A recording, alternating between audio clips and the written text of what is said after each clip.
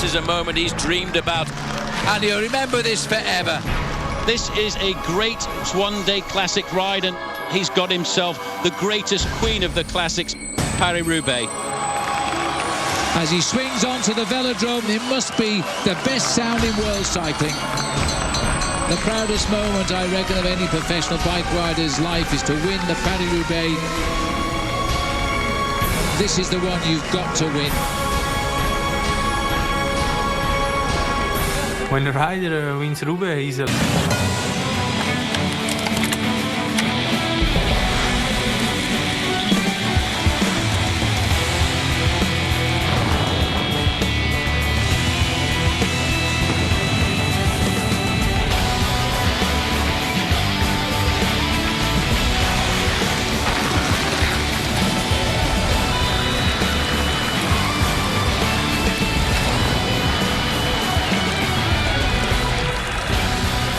Preparations for the 108th edition of Paris-Roubaix all began yesterday in the city of Compiègne, about 50 miles north of Paris, as the riders now prepare for their journey into hell. A big crowd, the teams all wondering what the next day would bring.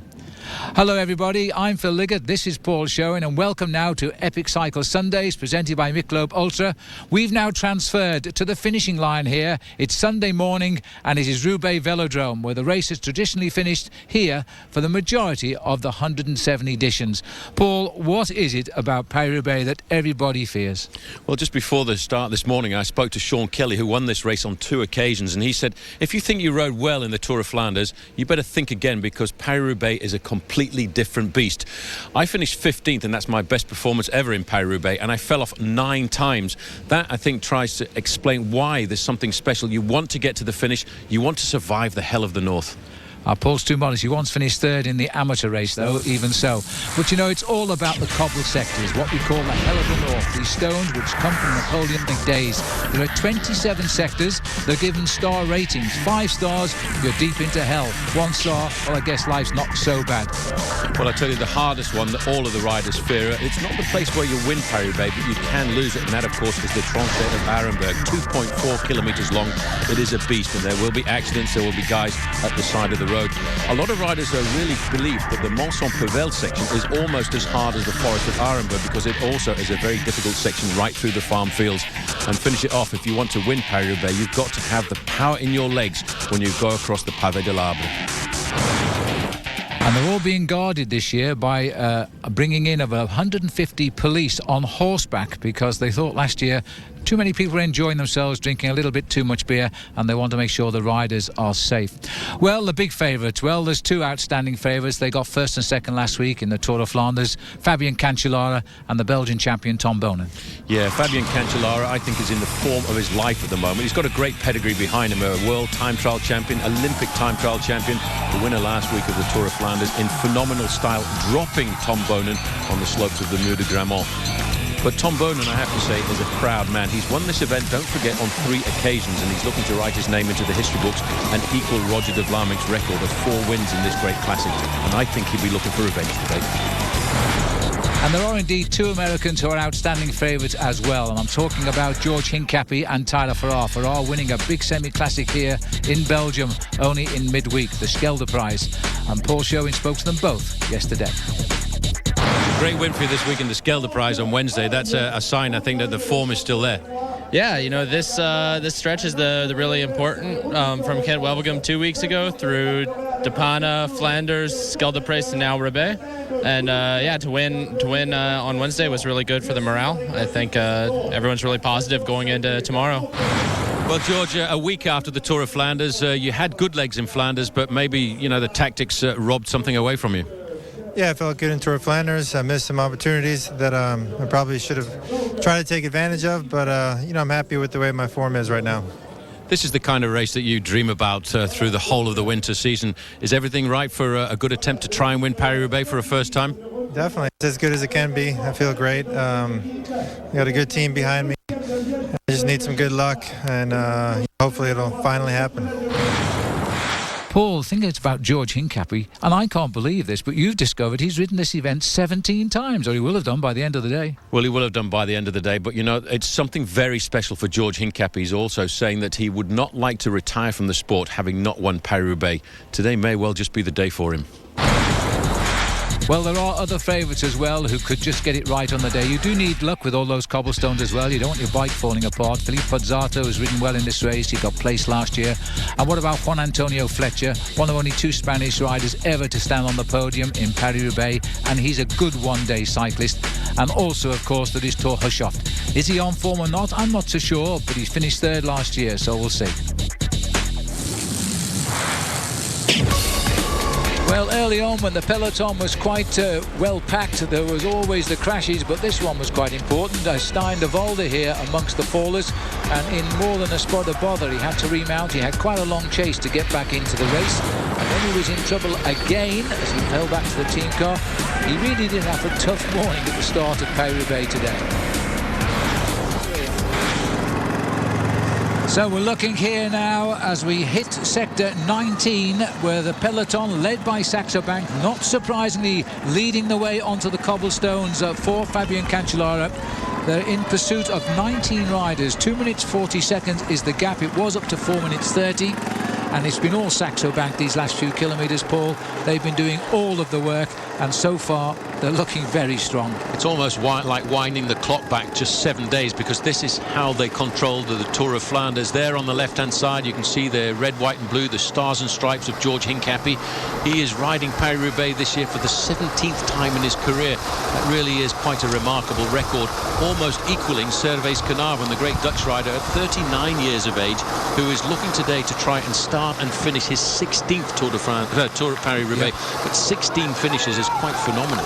Well, if you're saying the Tour de France there's a faux pas, in fact, the other Dutchman, Joop Zoetemelk, that was his record and holds it. 16 Tours de France and 16 finishes. And here in Paris-Roubaix today, Servais Knaven might emulate the great Joop Zoetemelk. Well, I tell you one thing, just mentioning the Tour de France and looking at these cobblestones, it reminds one that on the 3rd stage of the Tour de France this year, they will be going over these cobblestones, and I wonder what Alberto Contador is thinking if he's watching this at home this afternoon, because I'm not sure that he's ever ridden on a cobblestone race like this. Well, he's going to learn the hard way come July in the opening week at the Tour de France. But the peloton, the pressure has been on all from Saxo Bank. Hincapie and Bonen also making no mistakes. They're virtually hitching up to the coattails of the Saxo Bank team, making sure they keep an eye on Cancellara. And by keeping high tempo at the front, nobody's getting into the picture at all. It's a long, thin line behind as well. And the gap continues to nibble away at 2:34. Those black clouds are rolling around northern France today. Hopefully they won't drop any water onto the riders. They'll turn these cobblestones into an ice bath if they do. It's not terribly warm, although the sun is out. Well, to give you an idea of what we're setting ourselves up to, once we come off this section, the 19th section to go of cobblestones at Monchaux, we've got 12 kilometres to go to the cobblestones of Wallers, and then only 10 kilometres after that is the very famous, or should I say really infamous, cobblestone section of the Forest of Arenberg. Well, this is the leading breakaway of 19 riders. There are a number of English speakers in it, but no Americans. Jeremy Hunt from Cervelo is up here.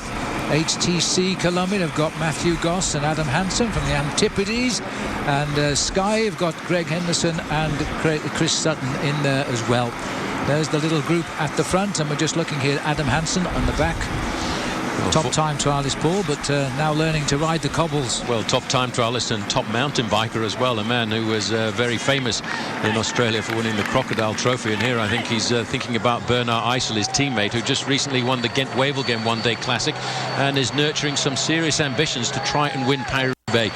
It's amazing. This last 2 weekends, Phil, has been quite amazing to see the national champions riding at the front. In the first 5 positions there, we've got the Danish champion, we've got the Swiss champion and the Belgian champion. So the rides are through 9 cobblestone sections, but we still have another 18 to come. That means plenty of racing ahead. We'll take a break. Rejoin us on the road to Roubaix. Welcome back to the 108th edition of Paris-Roubaix. Now, one of the top favourites and one man that many people are looking for the win today is Tom Bonen, the champion of Belgium. Paul Sherwen spoke to him yesterday. Let's hear what he had to say. Tom, I don't know if you ever think about history when you come into a race, but you won this raced 3 times before. You could be looking at equaling the record of Roger de Vlaming, but do you take each race as a time, or do you think about that? You think about it because you get the question a few times a day, yeah? But I don't really start to have a record or to get an equal score with Roger or something. No, it's every year is important, and every year when you win it gets more important. But the motivation is the same as the last 5, 6, 7 years that I took the start, and I've been riding to win ever since I turned pro, and I'll try to keep on doing that for a few years to come. Well, you have had 1 week to think about the defeat by Fabian Cancellara last week, but Paris-Roubaix is a different kind of race, isn't it? It's almost the same riders, but in the Classic it's a little bit of a different race. It's not really a race where you have to be explosive or anything. And most of all, it's the same 4 or 5 riders that end up in the final, especially if it's a little bit harder than the other years. And we'll see. I hope I can defend my title with my legs that I had last week. It will already be good and maybe be a little bit better. Final question. Do you ever fear being marked out of the race because you're a super favourite like Fabian Cancellara and somebody else running off up the road? It's live, eh? I already won more races than Fabian did, so I don't think I have to be the unlucky one. And I think after the last few weeks, the only thing we can do is be happy, because it was really, really beautiful races. I enjoyed racing them, and Fabian was the strongest. And if you did everything that you need to do, yes, there's only one thing you can do and say, okay, try it again next year, please. He really is a popular guy though, Paul, isn't he? He certainly is, and I'll tell you one thing, I think he's better suited to Paris-Roubaix actually than the Tour of Flanders, a race that he really loves. We're looking now at sector 18. Have we here? This is the peloton entering the chase now. We've still got the 19 leaders. The gap has suddenly dropped down to 1 minute and 53 seconds here. 100.9 kilometres to go. But there is Saxo Bank, and there is the hot favourite, Fabian Cancellara, still holding the back wheel of his teammates. Tom Boonen and George Hincapie are not far away from him either. Well, Cancellara has not been involved in any of the accidents and crashes we've seen on the run up to here. He's on his specialised machine there. You can see just at the front there, that little diagonal line across his fork actually contains a gel, and the reason for that gel to be there is to try and dampen a little bit the reverberations coming up from the cobblestones. This man is floating. That's Bernard Eisel over to the right-hand side as well. Well, Saxo Bank so far have not made any mistakes here. They've kept not just Hincapie, not just Breschel, as well as Cancellara up there. There is Boonen wearing number 1, the winner of this race the past 2 years, and also pushing himself into a very good position. And the Rabobank rider, Lars Boom, never fails to surprise. This man is going to be a superstar in the next couple of years. Well, 24 years of age, Phil, that's all Lars Boom is. He's the undefeated national cyclocross champion of his country for the last 10 years. He started gaining that title when he was a junior, then went to the under-23 level. He really is a phenomenal rider, but all of a sudden he decided he wanted to ride on the road, and I have to say he's made a fairly impressive transition. Oh, what a great picture this is. Look at that flag of France blowing across the riders. Another crash here, or is it just a routine wheel change? 2 HTC Columbia riders exchanging wheels there. Was it Eisel? Well, I wonder if it was Eisel, because they wouldn't have that much panic on board if that wasn't happening. Somebody else, a Lotto rider there, has a problem. Number 51. Every time you look at that number, remember this name, because that is the number of Fabian Cancellara. More problems on the side of the road here as riders get themselves back into their gear and try to recuperate as they lose ground. This is Giuseppe Palumbo of Italy, trying to get back on terms. I can only presume that was Eisel. Well, he was right up at the front, so when we get back up there, we'll check out if he's still. There he is. There is Eisel, and just in front of him is Lars Boom here. Well, this is a bit of an indication that the pressure and the hammer's obviously gone down from Cancellara and the rest of his men. These guys have obviously had a little bit of a mechanical incident. Eisel caught out there trying to get himself back in contact, but look at the flags at the side of the road. The French flags are almost straight out. That indicates you've got a massive big right-hand wind coming across these riders. That wasn't Lars Boom, in fact, it was the other rider in there from Rabobank. That was Sebastian Langeveld. So it must have been Bernard Eisel who stopped at the side of the road. Again, this is the chaos that happens. Somebody's gone right off to the side of the road, and it's Eisel again. He's panicking here, Phil. He's gone off the road because all of a sudden he's seen the incident in front of him. Well, this is amazing and so typical of Paris-Roubaix, as we see another rider sat on the ground there. That is Johan van Sommeren. The Garmin Transitions boy is on the ground, and also the Leaky Gas boys who threatened so much have now got 2 riders on the side of the road here as well, and that doesn't look good for Van Sonum. He's hurt his elbow. Tyler Farr is there as well. They've completely caught out by that crash. This is very dramatic for Garmin Transition, Phil, because their top man, their top Thomas Deeg have all gone down in this incident. Well, they've all been caught out at exactly the same time here, and look at the split now. This is before we get into the forest, but we've got a group powering away from the head of the race here, and in that group certainly is Cancellara. Well, Team Saxo Bank, they've really caught everyone unawares here, Phil, because everyone's thinking, oh, the Forest of Arenberg, that's coming up next. All of a sudden, they've opened up the gas on this section of cobblestones. This is 18 to go from Arveloy to Wallers, and it really has caused devastation in the main field. Look at that. The pack is all over this 2.5 kilometre section of road. In big-time professional cycle racing, you often see the race ease up when riders have bad luck. That doesn't apply in Paris-Roubaix. Bad luck is others' good luck. That damage was caused by one Stuart O'Grady. Here he is on the front now with Cancellara right on his wheel, not too far back. There is Tom Boone, and behind him Thor Hushovd, behind him Juan Antonio Fletcher. The big boys are here. So Stuart O'Grady, just as he did a week ago in the Tour de Flanders, a massive powerhouse on the front of the peloton then, is again today. His job will be over long before the finish, as long as he puts Cancellara into the front and into a winning position. It just reminds me, Phil, of what Sean Kelly, the 2-time winner from Ireland of Paris-Roubaix, said to me this morning. If you think the Tour of Flanders is a measure of how you can ride over the cobblestones, think again, my boy, because Paris-Roubaix is something different. So the drama started early in the Paris-Roubaix. There's still 98 kilometres to go, and there's still a breakaway of 19 riders, a minute and a half ahead. Arenberg, 2.4 kilometres in length. This is probably the scariest section of cobblestones of the whole of the race. Arenberg Forest, I don't like it. All of these riders fear the Forest of Arenberg, so much have they known its history and the way it has formed the race over many, many years. You can compare it as going into like battle. Somebody went straight across the road as if he lost complete and utter control and into the crowds. The crowds are just screaming, and To ride through is really not easy. heart's pumping. It's really bad cobbles, and you need a lot of power only to make it to the other side. You can see the chaos that has happened in the Forest of Arenberg. This is where you can lose Paris-Roubaix.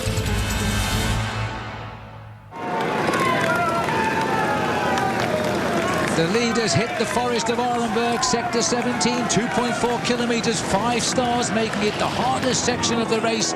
Well, the crowd are on both sides now, so they must have protested. They've given them both sides of the forest now, and the riders are in front of their own grandstands here. We still have, as far as we know, 19 leaders, and they've gone in with a gap of 1:22.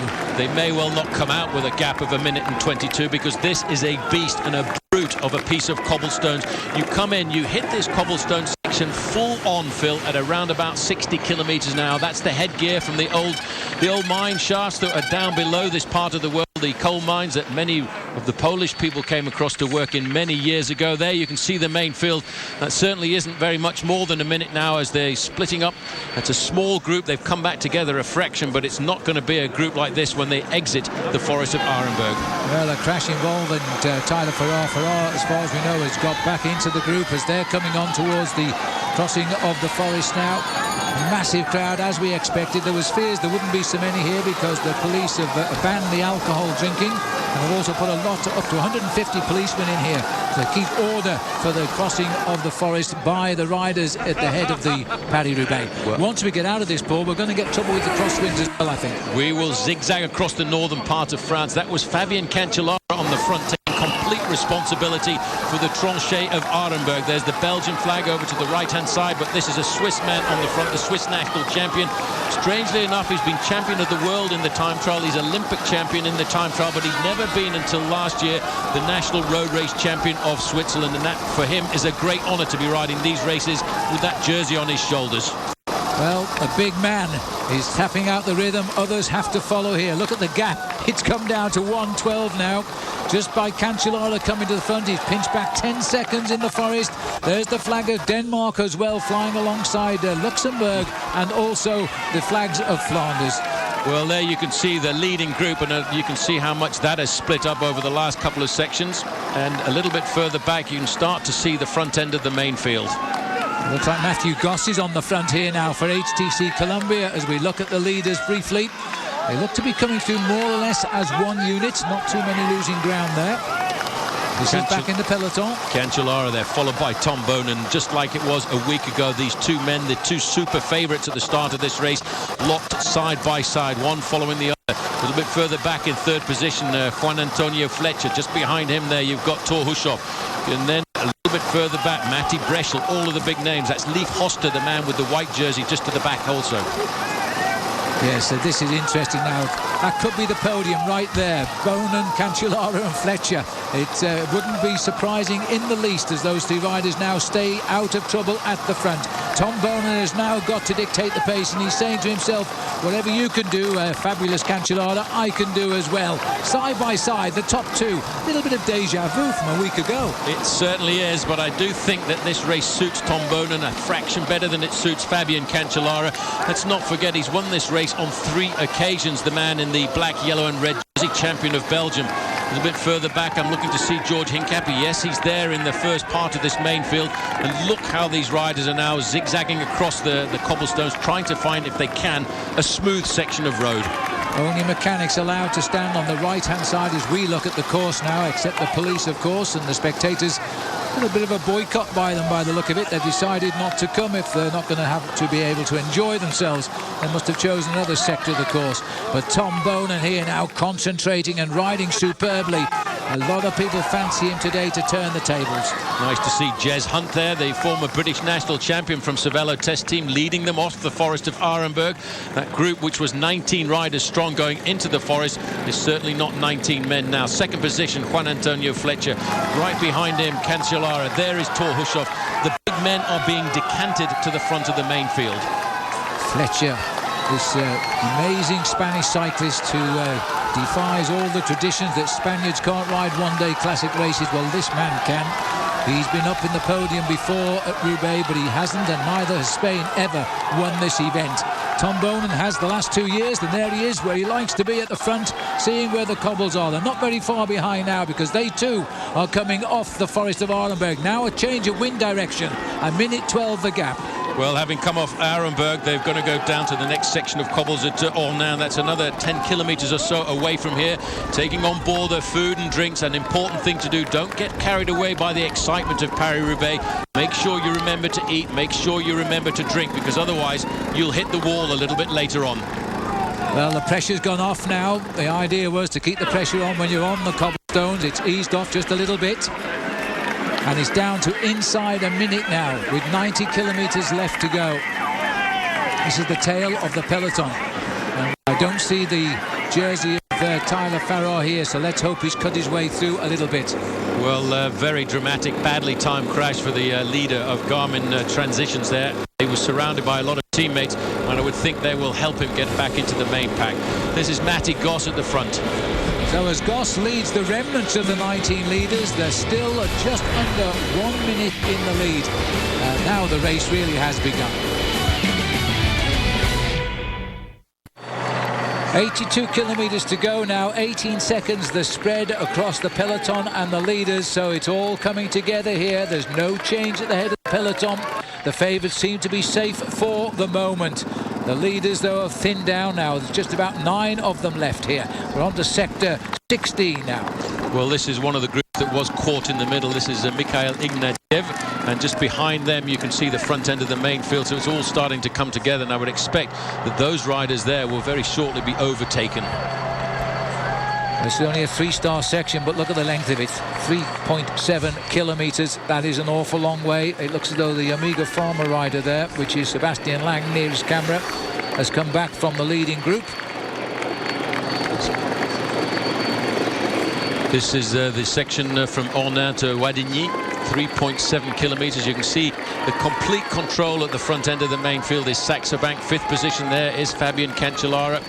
A little bit further back, you can see behind him Matty Breschel, Tom Boonen there in the black, yellow and red, champion of Belgium, always attentive at the front of the pack. And that is a big peloton which is regrouped, and there's a few more in the convoy as well about to try and get through here.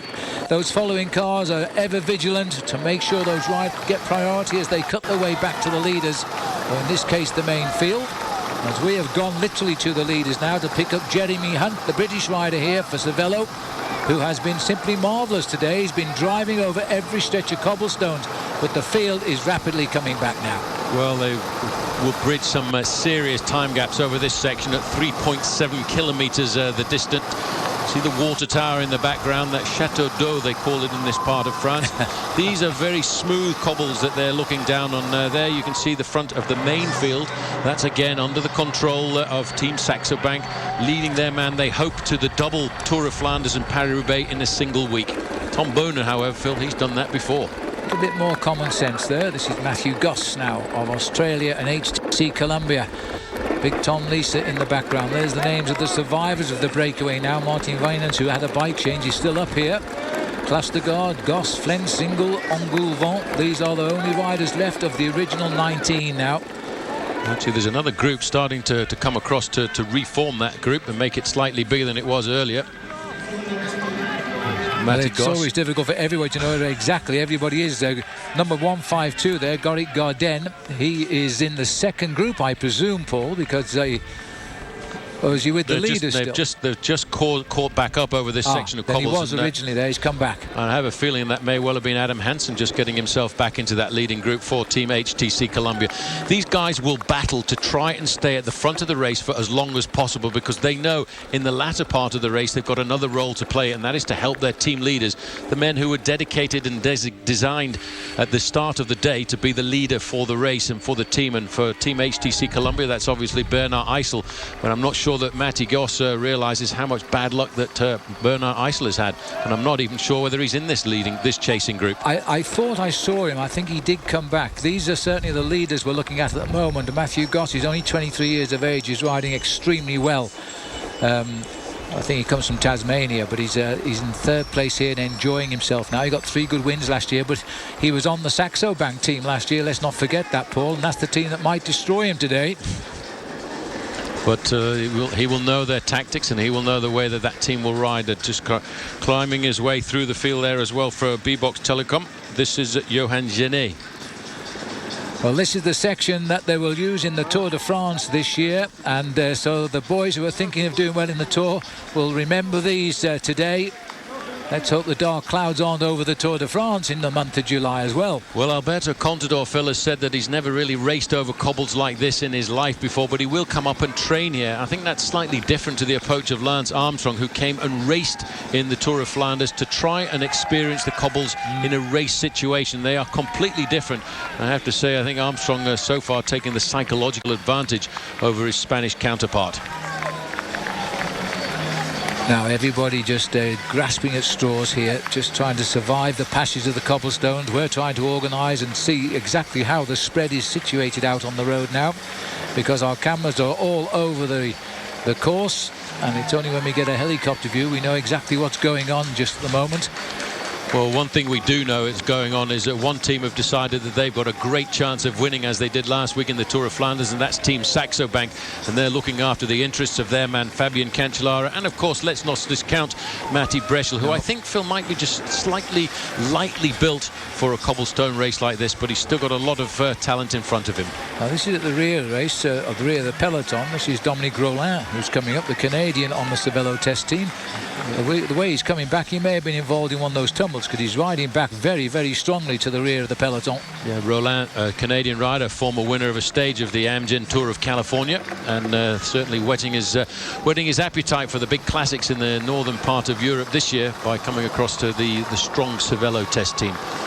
And Andrew Messick, the organiser of the Tour of California, is on the race today in one of the team cars, so he'll be enjoying the spectacle. Remember, California this year will be moved to the month of May from its traditional February slot. And it's got a very good feel, I have to say, as well. 43 seconds is the gap now to that little handful of leaders, the survivors of the 19 breakaway. This is they. Jeremy Hunt on the left, never short of a turn. Tom Meester, I think it is, on the right there. Adam Hansen has come back into this group, so he had a hard time going through the forest of Arenberg, but he didn't want to move too far away from the front end of this race, and I think he probably will be enjoying being at the front of the race like Paris-Roubaix. That's him there, just wearing number 94. Yeah, and the B-box rider there, Johan Jen, has come back as well, because he was dropped originally, but he's also back. Both the Sky Boys are now here, Henderson and Sutton. Back on Soleil rider is Gardine. He got back. There's the flags of Brittany now. A little bit away from Brittany where we are at the moment. Well, they've come out of that section at 3.7 kilometres, and they've also, let's not forget, Saxo Bank are in a good tactical position too, because they've got Casper close to the guard in that leading group of riders. I don't think he'll do very much at all, because the team tactic will be to look after themselves for a little later on. Well, there's a novel way of hanging on to your water bottle in case it bounces off out of your mouth, because they're still on the cobblestones just here. But they've had control of this race now for as long as they've wanted, the Saxo Bank team. They're not in any way being pushed or challenged just at the moment. Well, if you think it's easy, the way we were looking at the Saxo Bank riders at the front, you get a chance here by looking at the way these guys are struggling to stay in contact. Well, with the Hornang section down, there are still 15 cobblestone sections remaining. Now, one rider looking to pull out the Flanders-Roubaix double for the third time since Tom Bonan did it back in 2005 is Fabien Cancellara. And we'll have more on him when we come back. When I won Paris-Roubaix, I was like the happiest man in the world. I was so proud, and I mean, the hell of North. It was amazing.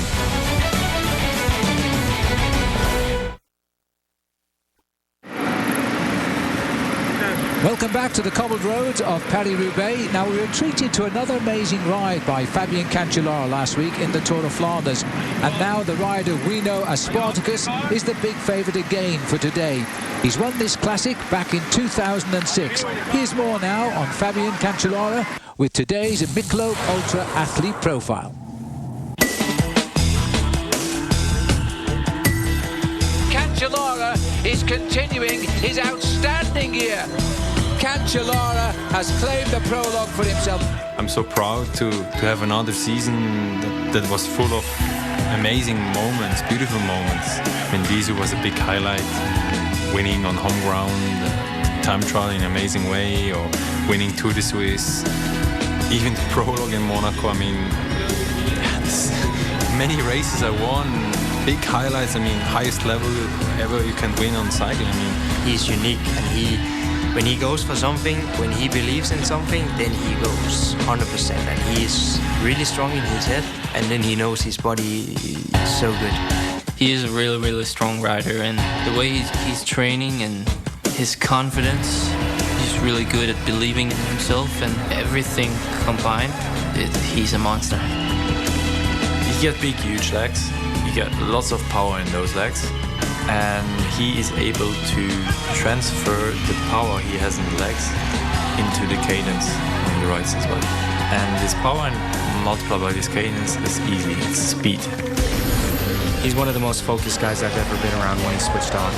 That's part of the game, is his aura, Spartacus. As we watch Cancellara salute the skies here and crosses the line, the biggest win of his career. When I won Paris-Roubaix, I was like the happiest man in the world. I was so proud, and it was amazing.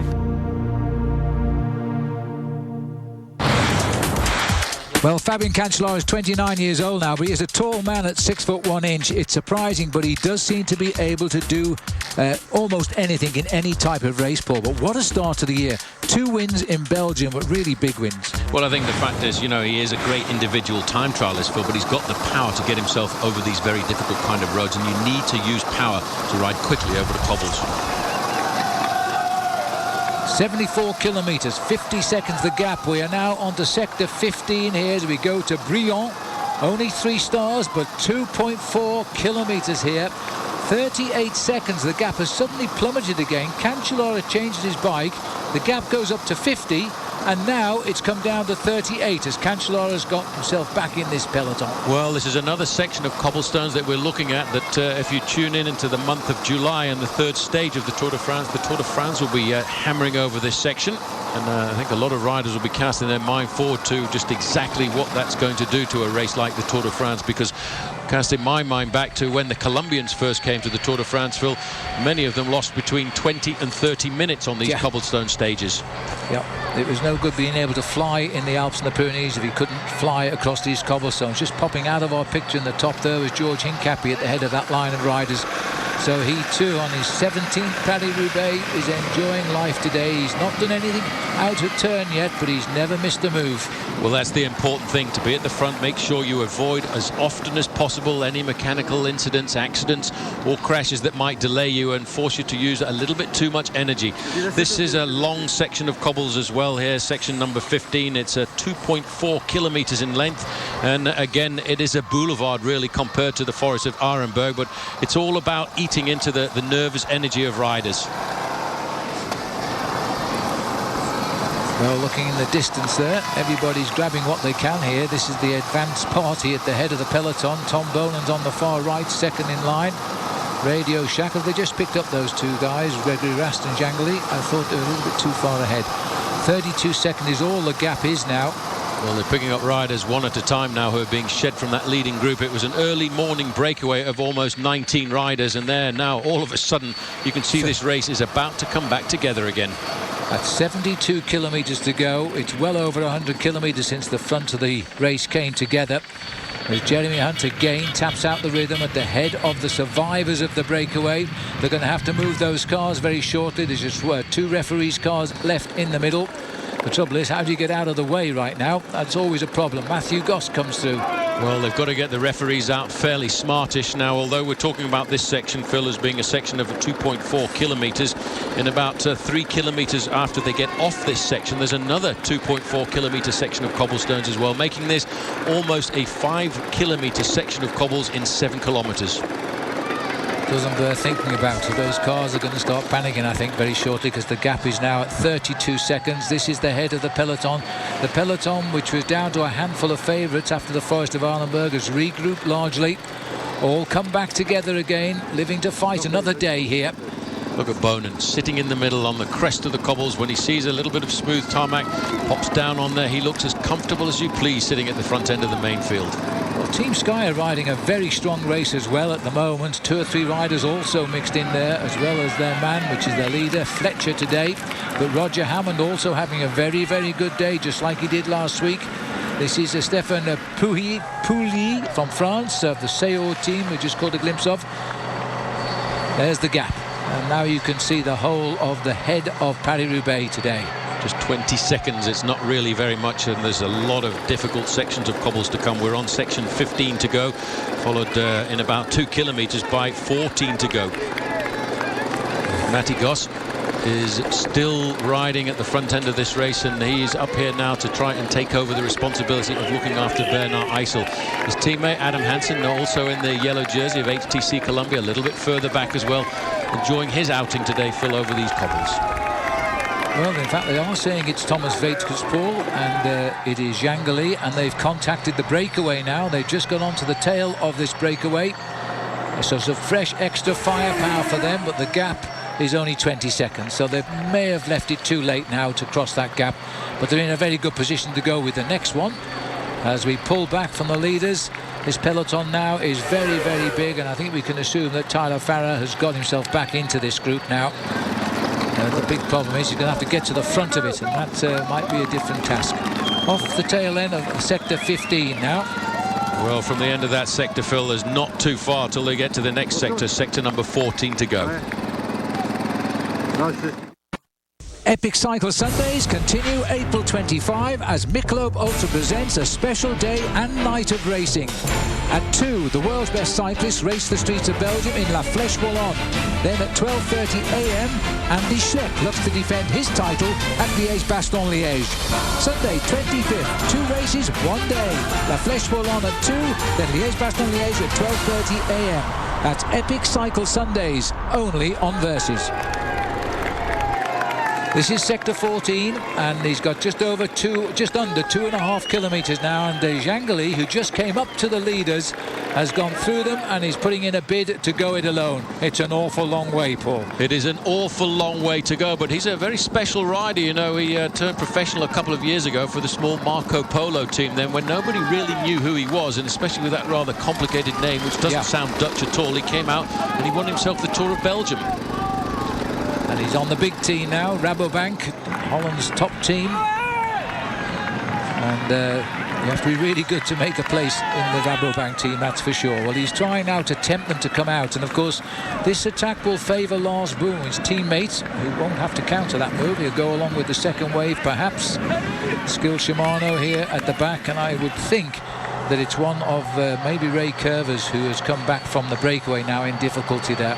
Bit of organisation here coming from Team Sky. They've got two riders moving up to the front. You can see Bonen sitting there nice and comfortably. They're picking up riders one by one. These are the riders who are being shed off that leading group, which is splintering on this section of cobblestones. Again, a long section, Phil, at 2.4 kilometres in length. Yes, difficult moments here. Matty Goss. Matthew Goss still stamping on these pedals. Been a power in this breakaway, I must say. Followed by Jeremy Hunt, former British national champion. There you can see Sky moving up to the front, and there's one of the riders from Sky who was in that leading breakaway. I think that's CJ Sutton, and he's realised now that his teammates are laying down the foundations, possibly for a move by Juan Antonio Fletcher, so he finds that little bit of extra force to try and help his mates. Well, Team Sky have been quite impressive today, celebrating their selection for the Tour de France, I'm sure. But also there's George Hincapie in the centre of our picture, just trying to hang on to the back wheel of Bernard Eisel. And Thor Hushoff just behind him. Then comes Cancellara. It looks like the cream is coming to the top again. Not far away from that front of that group as well was Matty Heyman, a big powerhouse. The guys all say if you've got a man like Matty Heyman on your team, it's like having two men on board. Well, Vekas almost went down on that corner. Three riders back from the front here, but he held it well. And now just look at the faces of some of these. Look at the face of the rider from TC Columbia, the yellow and black stripes there as Eisel grits his teeth and hangs on here. I thought he'd gone, the Cervelo rider. He said a few things there out loud. Well, he was look at Bonen. He can see a little bit of danger. He doesn't want to get caught out by anybody in front of him having a problem, so he's moving further forward.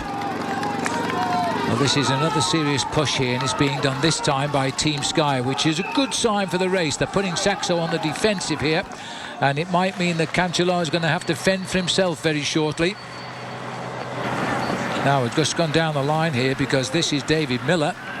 Well, Miller rode superbly last week. He was very confident yesterday when I spoke to him about the chances of doing a good ride in Paris-Roubaix. But shaking his head, not good. He's had great form over the last 2 weeks. Let's not forget he was the winner of the 3 days of La Panne. He was also right in towards the end of the Tour of Flanders. It just reminds me a little bit, Phil, of what Sean Kelly said to me before the start of the race. If you think you can judge your form on the Tour of Flanders, you can't, because Paris-Roubaix is completely different in the kind of effort required. Well, that's sad, but Miller shook his head there as if saying, no, it's not for me today. And the rider just in front of him is Aguirre, the Spanish rider. You may remember he crashed, and we feared he'd broken his collarbone last week in the Tour of Flanders. Well, there he was, just ahead of David Miller. So at least his body's okay, but another shaking up for it today on the cobblestones. He's falling back now. And Bonen is setting the pace on the right of our picture. He's beginning two races here on both sides of the road. This is a crucial stage of the race today. Well, Jangeli about to get pulled back into the fold, I think there, Phil, as you can see these riders now. Bonen is riding with incredible confidence here. He's quite happy to go to the front end of the main field. He's not asking for any help from anyone. And in fact, he doesn't appear to be having too many teammates present here this afternoon. Maybe this is not the quick-step team that has dominated these one-day classics over the last number of seasons. The team that seems to be well represented, though, of course, is Team Sky. There's Juan Antonio Fletcher's team getting themselves organised at the front end of this pack. Yes, and it's Juan Antonio Fletcher himself there, but alongside him is Matthew Heyman, who totally revitalised Australia on this new team. He says that he feels so much better now, and he's riding like he is the Commonwealth Games champion that he really is. It looks as though O'Grady now has cracked, and the pressure just a little bit too much for Stewart after all his hard work all day to keep Cancellara in the thick of the mix. This is taking an interesting development, I feel now. Well, what's going to happen now? It's going to be the survival of the fittest and the team who has the largest representative numbers in the front of this pack. I can't see too many riders from Team Quickstep up there to help. So, for the first time since we left Compiègne, the Paris-Roubaix is all together. Now, who's going to make the next move? 67 kilometres to go.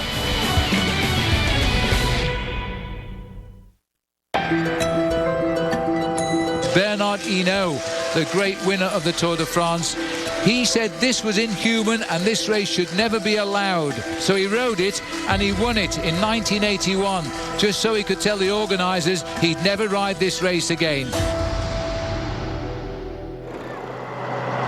You're back with Epic Cycle Sundays, presented by Michelob Ultra. Today's race is so brutal and the terrain is so bad that the bikes these riders use to manoeuvre over the cobblestones are specifically designed just for this day. Paul Sherwen took some time out to check some of the features that Specialized has done to give Fabian Cancellara and his team Saxo Bank an advantage on the pavé. Paris-Roubaix is one of those rare races in the year when you get a chance to see innovation and development in the development of professional bicycle racing. We're here with Nick Sims from Team Specialized. Now, what is so special about this machine you've got? Well, this is the king of the cobbles, the S-Works Roubaix, and what makes this special is the shaped rear end. We have the elastomer Zertz insert, which what those do is help damp out any of the vibrations when the guys are going across the cobbles. Then you move to the front of the bike, steering precision. They want to be able to avoid the worst potholes, so we have a tapered steerer to aid in that precision. We have the Zertz insert in the fork, again for damping vibration. And then you come to the bottom bracket area. Power delivery for these guys is crucial. They have to go as fast as they can over there. So all the tubing around the bottom bracket area is very large diameter, square sectional seat tube to give them the best lateral stiffness. Well, normally this bike would only come out once a year for Paris-Roubaix, but this year is a special year because the Tour de France will go over some of the similar roads that Paris-Roubaix will go over today. Well, I must say, Paul, the bikes aren't quite like you rode in your day. No, it's great to see the advancement in technology, but I do have to say, at the end of the day, it's not the bike that's going to win Paris-Roubaix. You've got to have a powerhouse to take it over the cobbles. Very good point, yes. This is now Sector 13 as we go on to the Beuvry-la-Forêt in Orchy. This is a 3-star, 1,400-metre stretch of cobblestones, just as the field is virtually all together here. You can throw a blanket over them now. We've just got Jeremy Hunt, CJ Sutton, Martin Viance and Adam Hansen, the survivors of the breakaway, dangling tantalisingly off the head of the main peloton. It's not really very much at all. It's probably only 5 seconds in real time, but Adam Hansen here does not want to give up. He wants to continue to enjoy the front end of Paris-Roubaix and, of course, maybe try and give a little bit of an advantage to his man Bernard Eisel, who should be in that group behind with Tom Bonen. There's the front end of the main field for the first time, really leaping out to try and grasp these men who are survivors of an early morning breakaway of 19 men. But these are real beasts of roads in this part of France. Well, we're finding a new talent in Big Adam Hansen, the Queenslander here, because he's riding these cobbles terrifically well. The face of Jeremy Hunt just behind him as he holds those handlebars in the centre, lets the bike find its own way over the stones. And the peloton, well, our camera's committed here, and the wind blowing from the cross, which is a difficult section now for these riders. It might well split the peloton here. That's what makes it very difficult once we get into the final part of Paris-Roubaix, Phil, because we're zigzagging through these farmlands in the middle of France here, and sometimes you've got a crosswind from the left, sometimes from the right, sometimes it's even a tailwind. There's a rider in a red jersey making an acceleration at the front of the main pack from the altitude from the helicopter a few moments ago. It was hard to see, but I wouldn't be surprised if it wasn't Fabian Cancellara. I think it's Cancellara because I noticed that Tom Bonen was quick to react to the move, so they don't want to let him ride away from the front here. Let's just close in a little bit. That looks like the style of Fabian Cancellara to me. Fletcher's trying to get across. Bonen is across. We need to see the whereabouts of George Hincapie right now. He's in this group somewhere, but that's a big 3 going clear now. Warning bells are ringing again. Phil, it's 63 kilometres to go to the finish, and just like last week in the Tour of Flanders, at 44 kilometres to go to the finish, an awful long way to go out. These boys have decided to take the risk of going for a long one. Cancellara, not asking for any help at all now, is trying to ride away from this race, but he's covered by Tom Bonen. And Fletcher, and a few more they've got across now. Bernard Eisel has got across there. And Pozzato, I think, too. There's George Hincapie popping in the bottom of our picture. He's also joined the front group. Big George is just looking for that one huge result. He's had huge results in this race before, but he's not stood on the highest podium yet. That's his dream, and that's something he wants to do before the end of his career. That's Hincapie just on the wheel of the Belgian national champion there. US champion George Hincapie has said that one thing he would like to take away from what has been already a long and illustrious career is that sacred cobblestone which signifies that you've been a winner of Paris-Roubaix. 62 kilometres to go, the dirty dozen. There are 12 riders now in this group, sweeping up the 4 remaining riders of the breakaway. But boy, the heads of state just hit town now. Cancellara, Hincapie, Fletcher, Tom Bonen, Pozzato, they've all crossed the gap now. Phil, we are now circumnavigating the town of Orchy, which in the past was renowned for being an area where they made chicory. You could smell it for miles around here as it was roasted. Here there's 1 or 2 riders looking for a roasting on what is going to be the next section of cobblestones. 12 to go, the road of prayers. And I wonder how many of these guys are saying prayers now to whether or not they can win Paris-Roubaix. I'm glad that dog got out of the way. Well, he's going the right way. Let's hope he keeps running, because the riders have made the turn now. We're crossing the streets of Orchy here. It's a strange little town. That dog as though that's a little playback. Oh, he's a big boy as well. A big old boxer. There's some boxing going to take place here when they get the gloves off. Go on a diet, I know that. But anyway, he's gone. 61 to go. And now we've got a reshaping, and this is really a nasty stretch of cobblestones coming up once we get through these streets. Again, it's 2 sections of cobbles really bolted together, the road of prayers and the road of the abattoir. Adam Hansen has noticed that Bernard Eisel is in this group and says, right, we've managed to reduce this group in numbers. I've got my man in this group. This is why I was in the early morning breakaway. Now I'll put the hammer down and see if we can keep this decanting going. Also in this group, Roger Hammond, he's thinking about his man Thor Hushovd. He might be thinking about himself, because he's riding so well at the moment. With 7th last week, he's had a 3rd in Paris-Roubaix, which is the equal highest finish along with Barry Hoban ever by British cyclists in the Paris-Roubaix. So he'd love to go one better. Just looking down at the field now. Hansen looks over his shoulder. This is Tom Bonen now. So there has been another shuffling of the pack, and all of the cream is now back at the front. It's one of the biggest, most important, most dreamed of races in the world. I've dreamt about Paris-Roubaix since I was 6 years old. It's a daydream of mine that I have daily. That's what keeps me training in the winter. That's what makes me get out of bed and ride in the rain. The only thing I've been thinking of was Paris-Roubaix. That's what I'm dreaming of, and that's what gets me out on the bike every morning in Scandinavia, where it's minus degrees and snowing.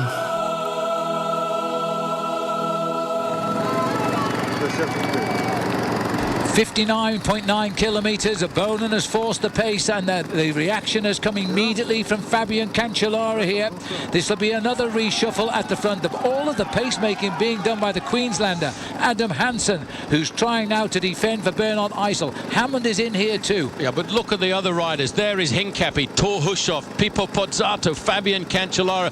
These are all of the top men. Everybody who wants to win Paris-Roubaix this afternoon is in this group of riders. Juan Antonio Fletcher, Leif Hoster over to the left-hand side. All of the big men are present and correct. This is such a different bike race to any other here as we get into Sector 12 now. It's an ugly piece of road, this, I can tell you. There's the long sweeping right-hander.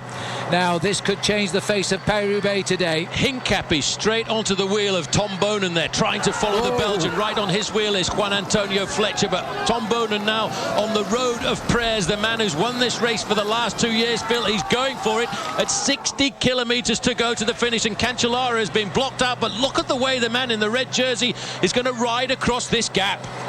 Well, they say it's a very different race to the Tour de Flanders. Last week, it was this man dictating the pace to Bonen. Bonen's decided as the winner of this race for the past 2 years, he's going to show him just how strong he can ride the cobbles. He has put the attack in this time. But doing it so far from the finish is an extremely brave move. The shadow there is Thor Hushovd getting across to the Belgian national champion. Bear in mind, Phil, this is 2 sections of cobblestones bolted together.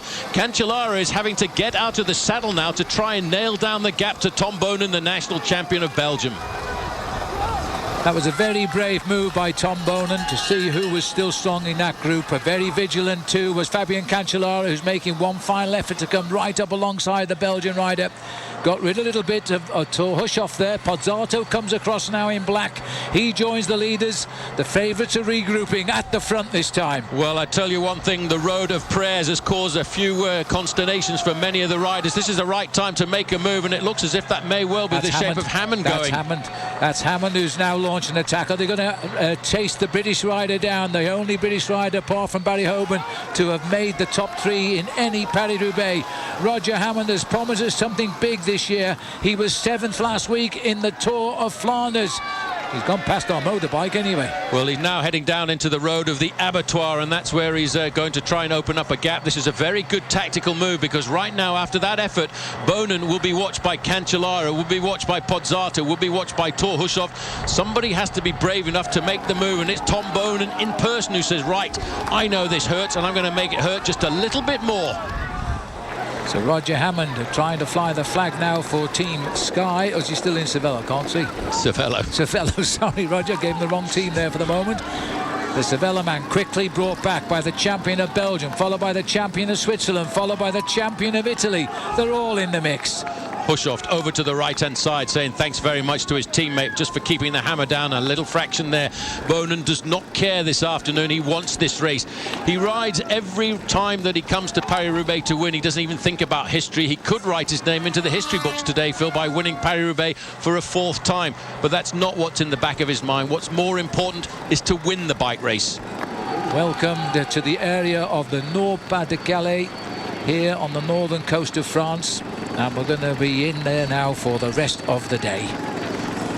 Time to have a look back on the flatter part of the course to see what sort of damage has been done, and it really is quite amazing to see how many great champions there are still here. That was something you don't see very often. The rider from AG2R there knew that he was blocking in the HTC Columbia rider, took the bottle on from the HTC helper and passed it across. That was a very gentlemanly thing to do. Yes, it was, and Tom Bonen assessing the situation there to see who made that crunch. And not a lot by the look of it, but all the men that seem to matter. The one rider we haven't seen, and we don't even know if he rejoined, is Tyler Farrar. And he certainly hasn't got across in this split either, because there's no Garmin transition team colours down there. Well, there's a little move there coming. It looks like it was a Saxo Bank rider. Chased immediately by Tom Bonen. 56 kilometres still to go, and the push is on again. This time is it Leif Hoster? No, it's Roland. So Roland who's gone away for Belgium, followed by Tom Bonen. This race now will not lie down till we get to Roubaix. There is still 11 sections of cobblestones to go to the finish. There you can see the little move there by Bonen. He's looking for every possible escape route this afternoon, whether it's on the cobblestones or on the smooth section. These boys in the lead group here now, they're all answering the call of each other's attacks. There's still a way to go, and there's still plenty of decisions to be made.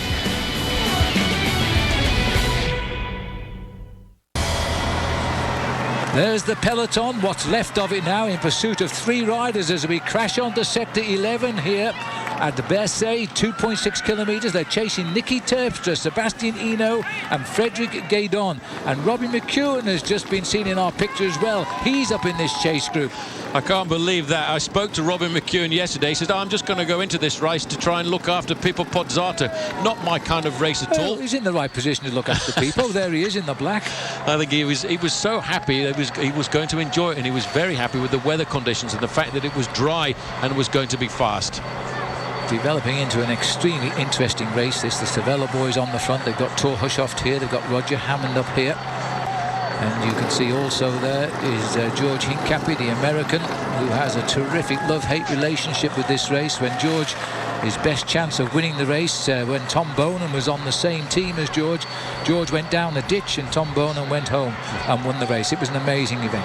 No, he certainly did. Bonen was looking after George Hincapie on that occasion. Yeah. Hincapie so far has not put a foot wrong. There he is, sitting right in the middle of that arrowhead, nice and comfortable in the middle of the cobblestones, not even taking the possibility of a risk.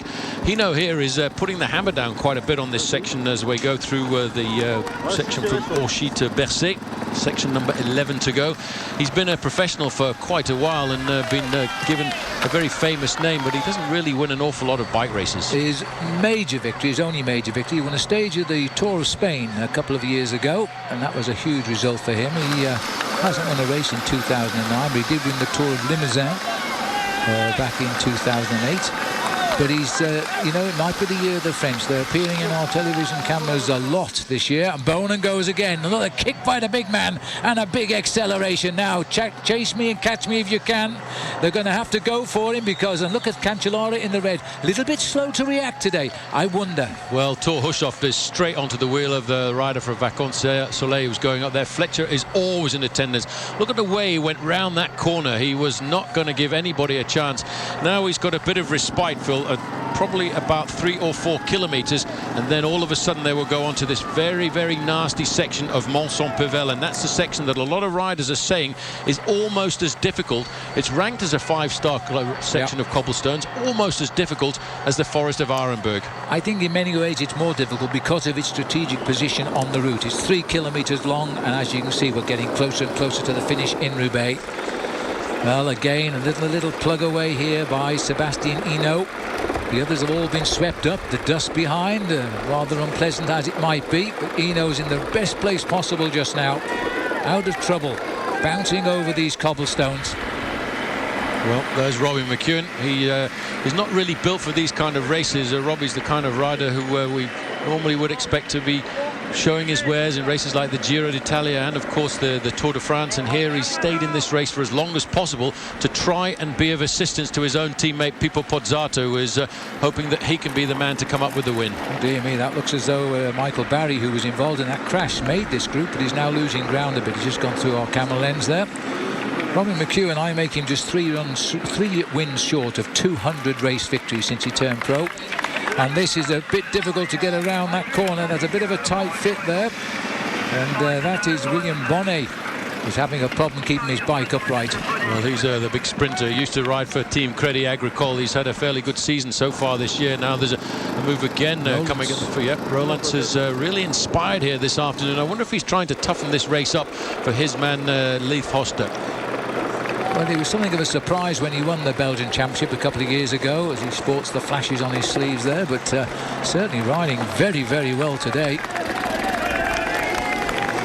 I think there's also a crash at the back, which we're not seeing pictures of, but they're reporting a fall. Yeah, it was Danilo Hondo who went down there.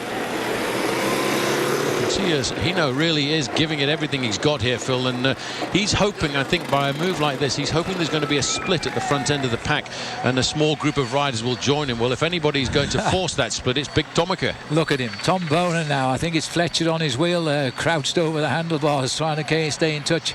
Not too far away is Hammond is also here. Cancellara, maybe...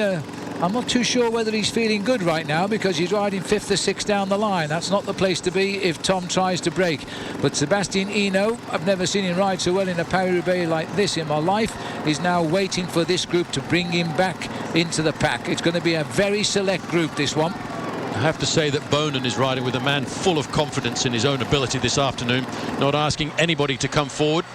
Hincapie is in this group. Hincapie, Phil, has not done anything wrong so far, and I wonder if it could be his day, but they're going to have to control all of these attacks, which will continue to form off the front end of this group.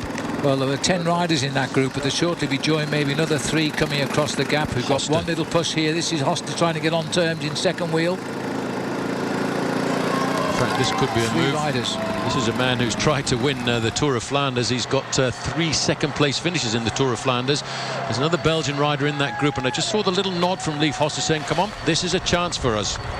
Well, they've got to keep the pressure on because the riders are not recovering very quickly now from these tough stretches of the race, and there's still a long way to go, 50 kilometres, and still some really tough stretches. One of the real tough stretches now literally around the corner at Mont-Saint-Pével, and that is where we might see some changes here. Surprised to see this being Björn Lukemans, the man in this group. He'd be the choice, I reckon. He was in fine form last week in the Tour of Flanders, and he's a man coming back up to the top end of the sport, but you see the reaction there. They're not going to give Leif Hoster a lead going up to the next section of cobbles, which is going to be this one that all of the riders fear, Phil, like they do the Forest of Arenberg, the section of Mont-Saint-Pével, 3 kilometres long. Well, Lukerman's finished 4th in this race a couple of years ago, so he likes it. 4 riders now become the carrot of the race as the peloton behind gets smaller and smaller.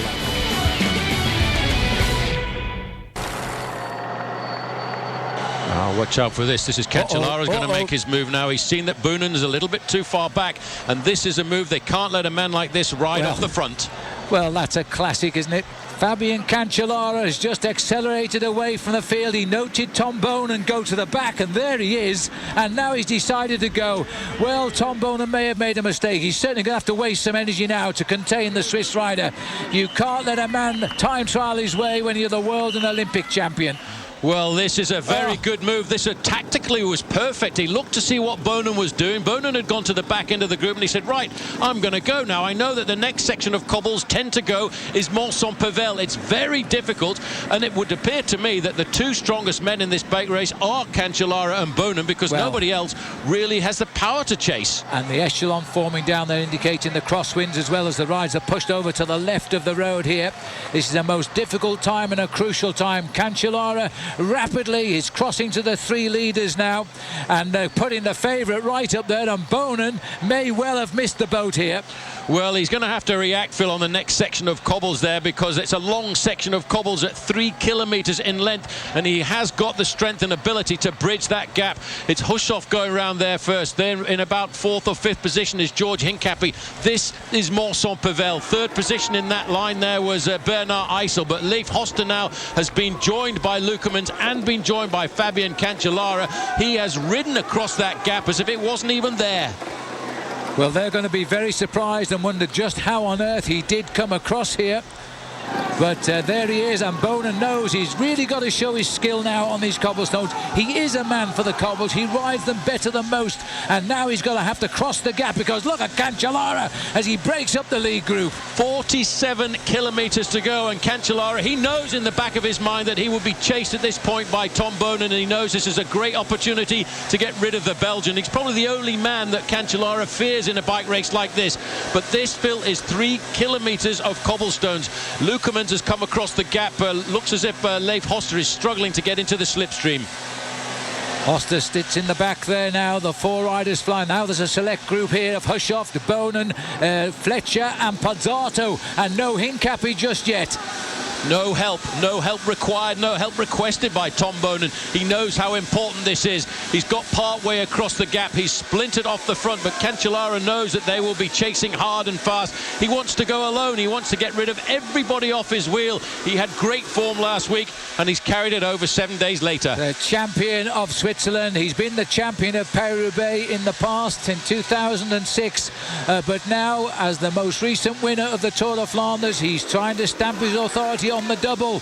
Remember, Tom Boonen was the last man to do the double, or both raced in the same year. We go back 5 years to that occasion. There's the crosswind, the most destructive wind in the world of cycling, and that's why Cancellara chose to move. He popped up onto the top of the cobblestones there, the little crest right in the middle.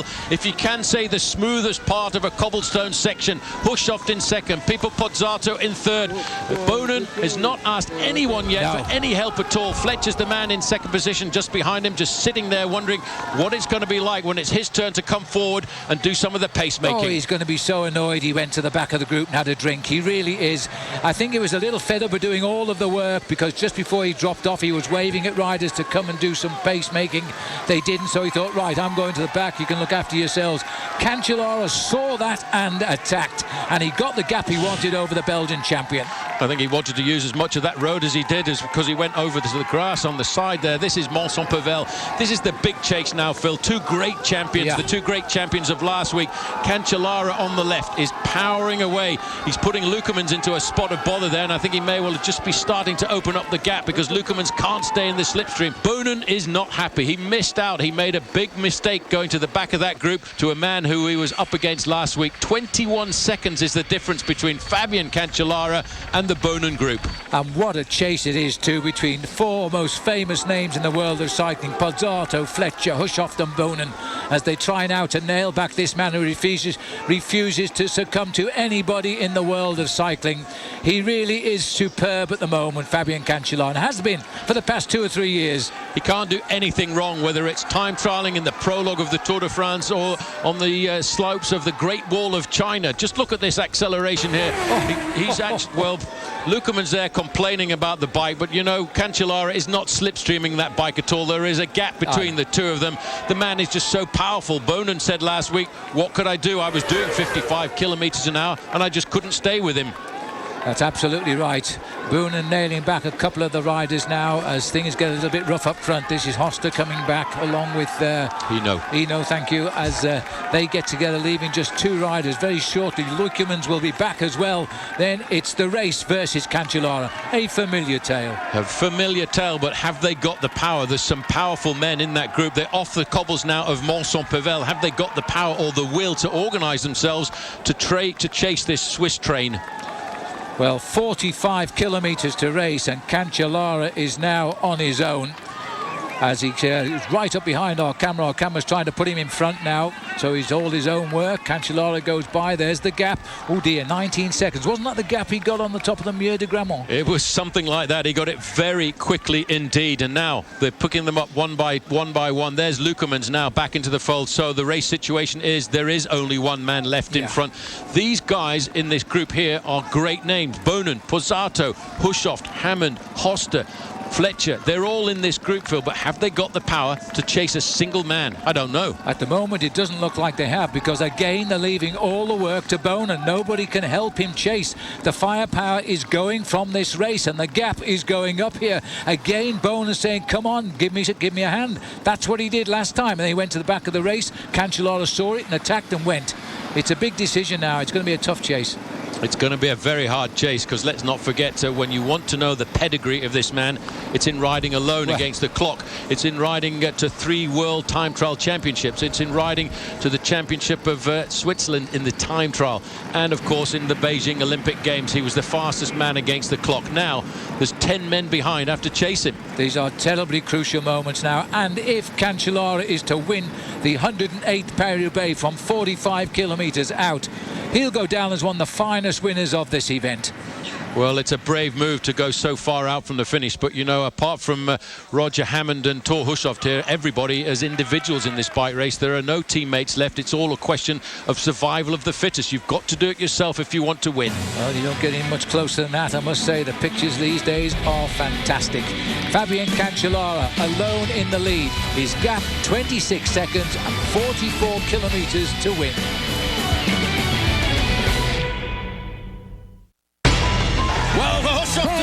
Hushoft has crashed as well. This is the Pavé de l'Arbre. That's what it's all about. It is a defining moment, this section of cobblestones. He went round there a little bit too wide, straight into the barriers, and he now is down.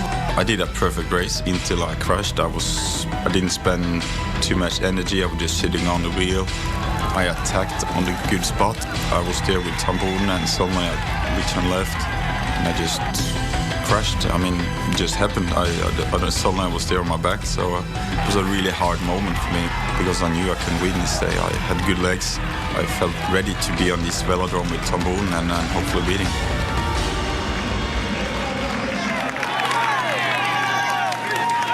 This is Sector 9. It is 3/4 of a kilometre long. It's only 2 stars. And is Fabian Cancellara going to build on his lead on these cobblestones? It's now up to 33 seconds, and there's nobody can chase behind. Well, 33 seconds doesn't seem like very much, but if you're not on Fabian Cancellara's slipstream, it's very difficult to bridge the gap to him. Thor Hushoft there taking the responsibility, probably casting his mind back to last year when he was a rider who climbed onto the podium in Paris-Roubaix, and here they may well all be riding for just 2nd or 3rd place unless they decide right now to bury themselves, because if they don't pull back Fabian Cancellara, Phil, in the next 15 to 20 kilometres, they won't see him again until Roubaix.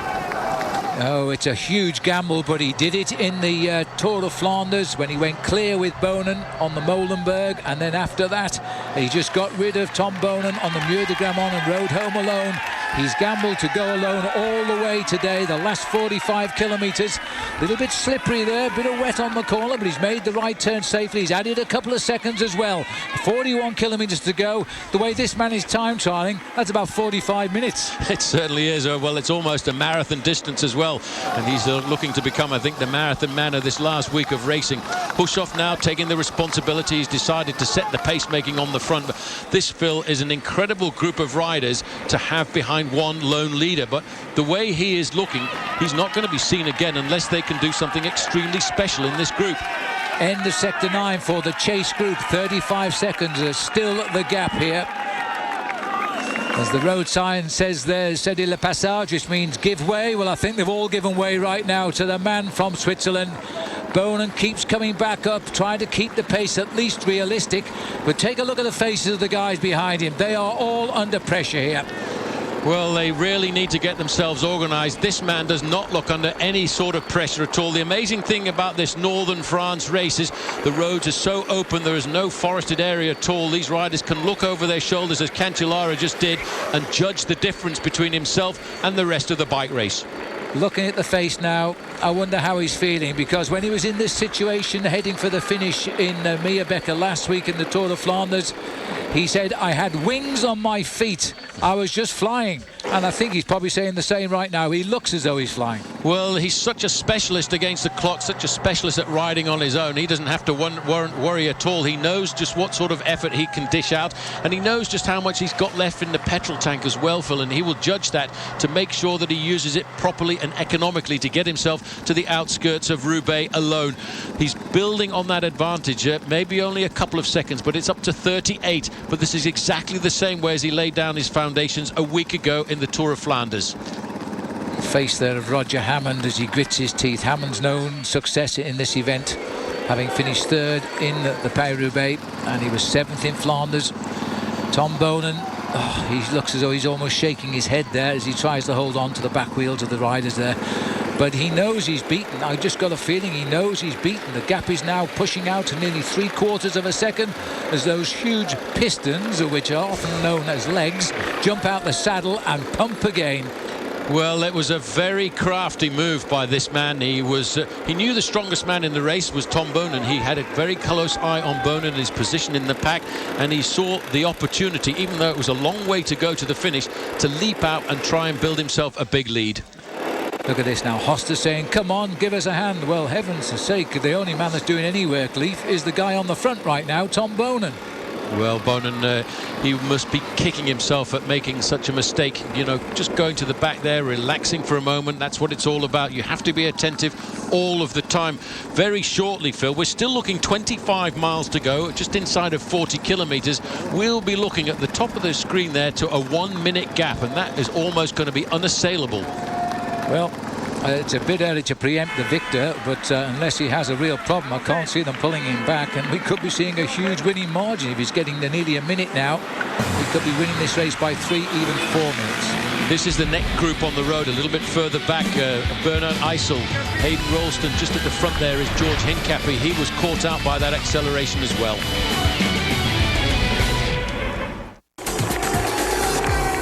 This is Pont Thibault now, 1,400 metres, and he rides these cobblestones like it's a smooth tarmac highway. Well, he goes around that corner as if it's a smooth highway as well. No, hardly any slowing down, hardly any loss of impetus. Watch out for that little bit of wetness in the middle, because that can make these cobblestones quite treacherous for Fabian Cancellara. He's got a long section of cobblestones here, and they really are, for him, a chance to build up on his advantage. One man has got so much more power than everybody else in this group, and that's Tom Bonan. He must be feeling, Phil, right now, a very frustrated Belgian champion. You bet your bottom dollar that's exactly the way he's feeling. As Fletcher comes up, Roger Hammond heads up the pace, Torhushoff just behind him. Two great riders on Team Cervelo here, but everybody has been put onto the back burner by the flying man from Switzerland, who is now 55 seconds to the good as they start Sector 8 on Pont Thibault as well. Well, just look at those huge legs of his now. Just crunch those cobblestones up and spit them out. It's gone over the minute, 61 seconds. Lance Armstrong once won the Tour de France by 61 seconds, 2003 I think it was. 37 kilometres to go now for Fabian Cancellara. Well, he's got a couple of very difficult sections up ahead of him, but the more he continues to build on this advantage, the more it's going to be inassailable for Fabian Cancellara, and the more Tom Bonen will become frustrated for the fact that he missed out. And look at the flags represented in this chase group, how the world has become really worldwide cycling-wise now. Spanish rider in here, a British rider, Norwegian rider, all there. The Giants have never seen anything quite like this as we head towards Wevelgem here. Well, that's over the other border, but still, we're heading that way. Well, he's a giant of the Flanders, and it doesn't matter today whether it's the Flanders of Belgium or the Flanders of France, because it's a Swiss rider who's dominating the front end of this bike race, and he continues to build an incredible advantage. He really has come to his former... makes me just cast my mind back to last year, Phil, when everybody expected he would get blown away in the mountains of the Tour of Switzerland, a tour of his own country. But when it came down to the final time trial, he blew everybody away and won himself that Grand Tour just before the Tour de France. Yes, he's done just about everything, but his one ambition is to win all of them, what we call the monuments of the sport, and he's won this one already, so he doesn't need to win this one, really. But he's going to anyway by the look of it, and it'll be the second time, last winning this back in 2006. And then that year also he became the world time trial champion a bit later on, as well as being his national champion. So he really is a terrific bike rider. He's won 29 races in his career, Fabian Cancellara, but boy, what a great selection of races he has won. Oh, certainly not too many small races on the pedigree of this man, Fabian Cancellara. It's an incredible thought, and in fact this is very resemblant of a move by Johan Museeuw, who broke away a long way out from the finish when he was on a Team Mappé, and everybody was petrified on Team Mappé to be the one who waited too long to go out and try and get the victory, and they had to attack further and further from the finish, and I think that is the risk that Fabian Cancellara has taken today. Well, just look at this man. He's just free to fly here. He's just sitting there. He's pounding those pedals down. I can't see anybody closing in. He's nudged out another 5 seconds. He's gone to 1:06 now as Cancellara powers his way towards the finish. These narrow roads twist and turn on the road to Roubaix, but he continues to ride on that specialised machine there. Perhaps it has worked for him today. The sharp forks and the little absorption in those forks of the cobblestones, it certainly has worked for Cancellara today. Well, you can see that part of the machine which absorbs all of the bumps and makes the ride a little bit smoother for Fabian Cancellara. The little diagonal lines across the forks there, and the front and the back of the machine. However, for Tom Bonen, it's slightly different here because he's locked. He's being kept a prisoner now in this group of riders with him because none of them are as strong as he can be. So 5 more kilometres ticked off, 35 left to go. The gap continues to ascend. 1 minute 19 seconds. Can anybody catch Fabian Cancellara today? Now there's a question.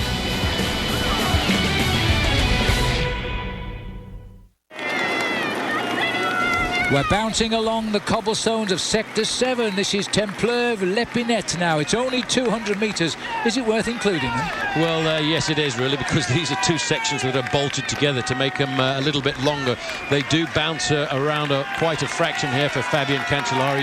You can see the way those muscles of his are vibrating because of the difficulty of the cobblestone section at Templeuve. But look at the time gap, which is much more important, Phil. Yeah. 1.5 minutes over the rest of the race. If he keeps this up, Paul, he's going to win the race by 4 minutes, which is unthinkable. Which is pretty much unbelievable for this man who just a week ago got himself that great victory in the Tour of Flanders.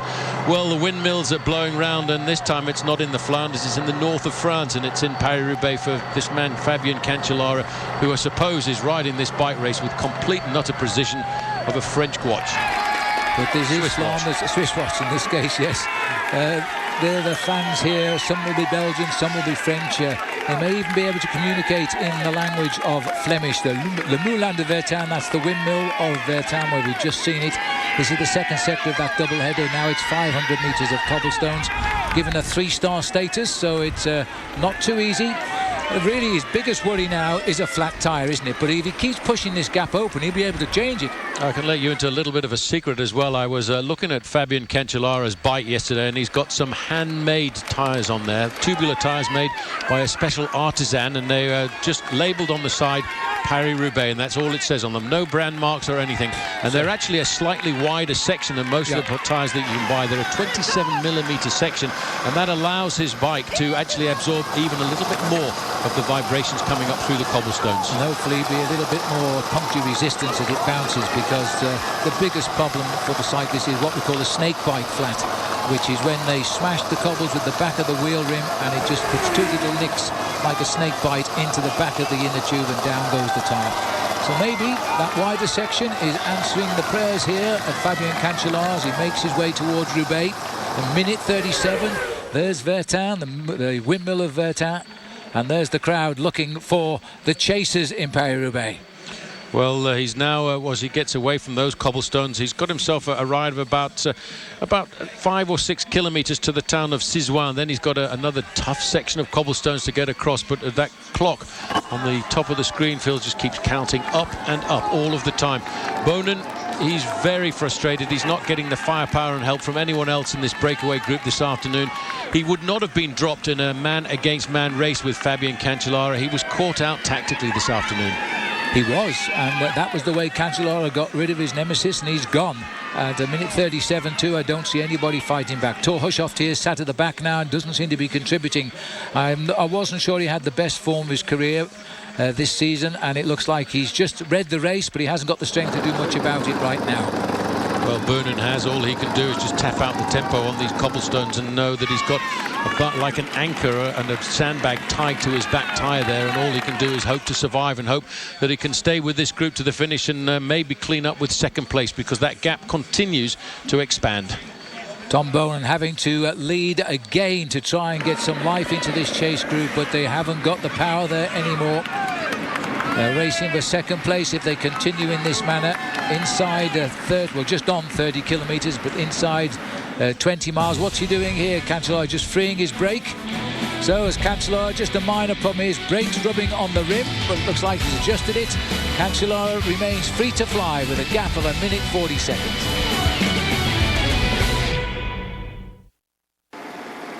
We're looking at the whirring legs, not of the windmill of Vertain, but those of Fabien Cancellara here. His gap is now a minute 45, inside 30 kilometres to go. And barring a physical mishap, I can't see anybody stopping him. Well, physical or mechanical mishap, yeah. That's the sort of thing that this man, the only thing I would say, Phil, that can stop this man from winning Paris-Roubaix for a second time in his career. Well, last year he set something of a Swiss record because he took the pressure off Henri Sauter, the last winner of the Tour de Flanders in 1923.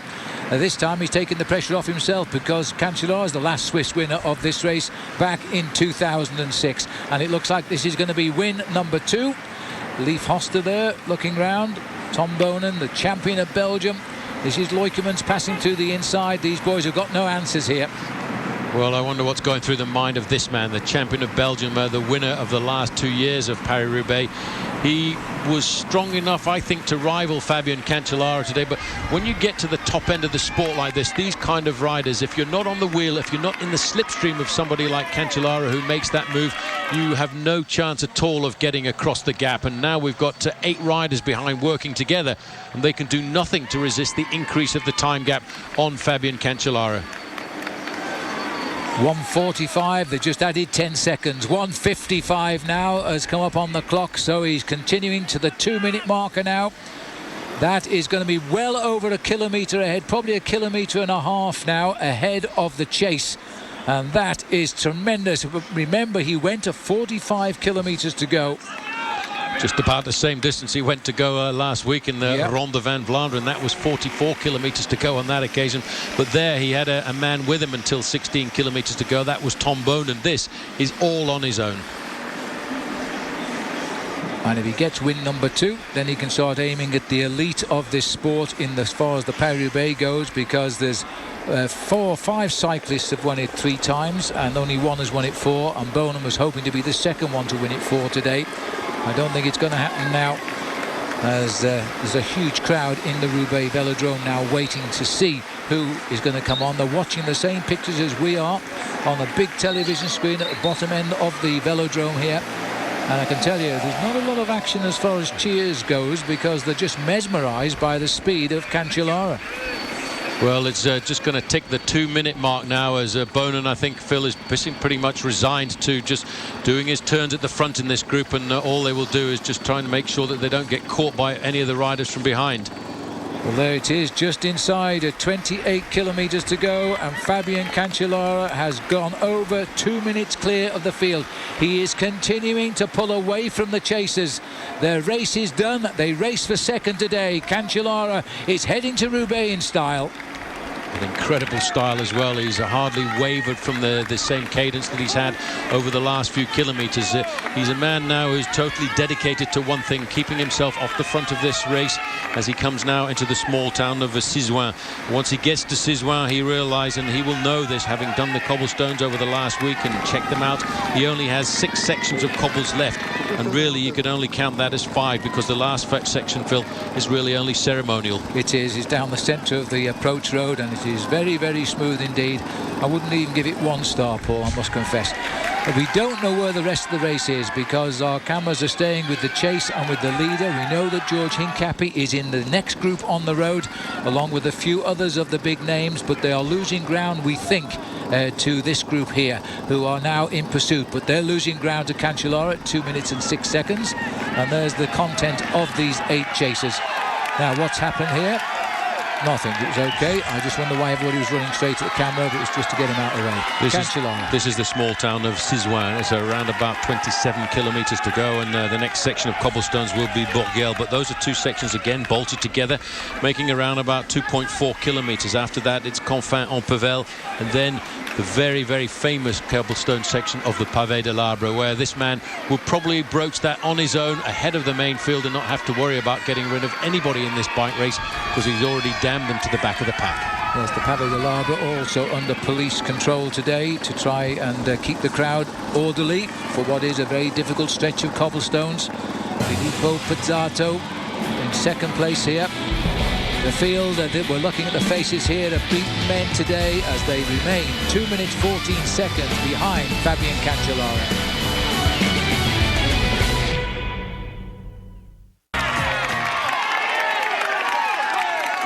Here he is again, bouncing over sector 6 now from Sisouin to Bourguel at 1.3 kilometres for Fabian Cancellara. We give it a 4-star rating, so they're toughies.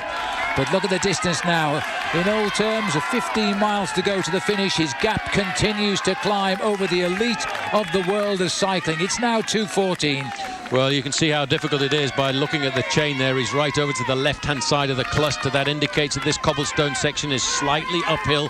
He got to keep those pedals of his ticking over nice and smoothly. He knows how important it is. He's still got to look for the safe part of the cobbles. He has to make sure that he doesn't take any risks of riding down the gutter at the side and maybe having himself a flat tyre or another kind of mechanical incident. But for him, it really is going to be a procession of honour. It's amazing how, if you just look at the clock, it's ticking away from 44 kilometres to 30 to 24 kilometres to go to the finish now, and this man has done all of that on his own.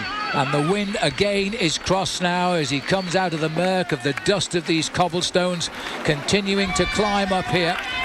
The shoe covers there reflecting the colour of his country as he's champion of Switzerland. 2 minutes 14, 23 kilometres to go. And the massive crowd here, but they're under control now as that man with the red jersey on just dodges along, just about visible to our cameras. Well, this man, he's not even slowed down a fraction, Phil. We're all about just ready to tickle the 2.5 minutes. Swinging round there, he hardly slowed down at all. He gets his pressure back up again, looks for the middle of the cobblestones. That's the smoothest part. Then all of a sudden his body starts to hurt a fraction. He'll duck down into the road at the side there, which is dirt. Still slightly smooth. You can't do that in a wet Paris-Roubaix, but the speed of this man over these cobblestones is quite phenomenal. It's frightening the way he flattens them out at these sorts of speeds. The time trial is extraordinaire underway. Those big 27mm cross-sector tyres are paying off today because he's taming the cobblestones with them, that's for sure. Those are the 8 pursuers, but I'm afraid they're not pursuing. They are losing ground at the moment over the leader. They are now entering section number 6. So they're about now. Will anybody try to get away? Is this going to be a move by Tom Bonen? Because they should really try and split this group up. Well, I think Bonen has been caught as a prisoner in this group, and if he wants to do anything this afternoon and save a little bit of his pride, he needs to ride away from this group and prove that he is equally as strong as Fabian Cancellara. 25 kilometres to go for the Swiss champion. So 25 kilometres to go. We are half distance. And well, for half from the 50 marker we saw a while back, remember, he broke at 45 to go. The field all came together with the leaders at 51 kilometres to go, and then it just split up to pieces with the attack of Cancellara. And now it's at 2:25 the gap, and building. We're going to be heading up to 3 minutes very shortly. This is going to be a huge winning margin today by Fabian Cancellara. This will be an even more dominating performance, Phil, than his performance last week. Look at the dust being kicked up. This is a dry Paris-Roubaix. It probably would have been slightly different for Tom Boonen if it had been a wet one, because a lot of people and the specialists do say that Boonen is better suited to a wet Paris-Roubaix. But this afternoon we're being treated at the front to a man who's got incredible power, and that's Fabian Cancellara. Well, it's probably just as well. It's not raining then. He might have won by 6 or 7 minutes if that's the case. But we're looking at the chasers here, and there's the split. He had to come. Now, is that a move by Fletcher, I think? Yes, chased by Boonen. They've got to break up the composition of this group, and the strong men have got to get on with the job of chasing down Cancellara. A good tack by Juan Antonio Fletcher.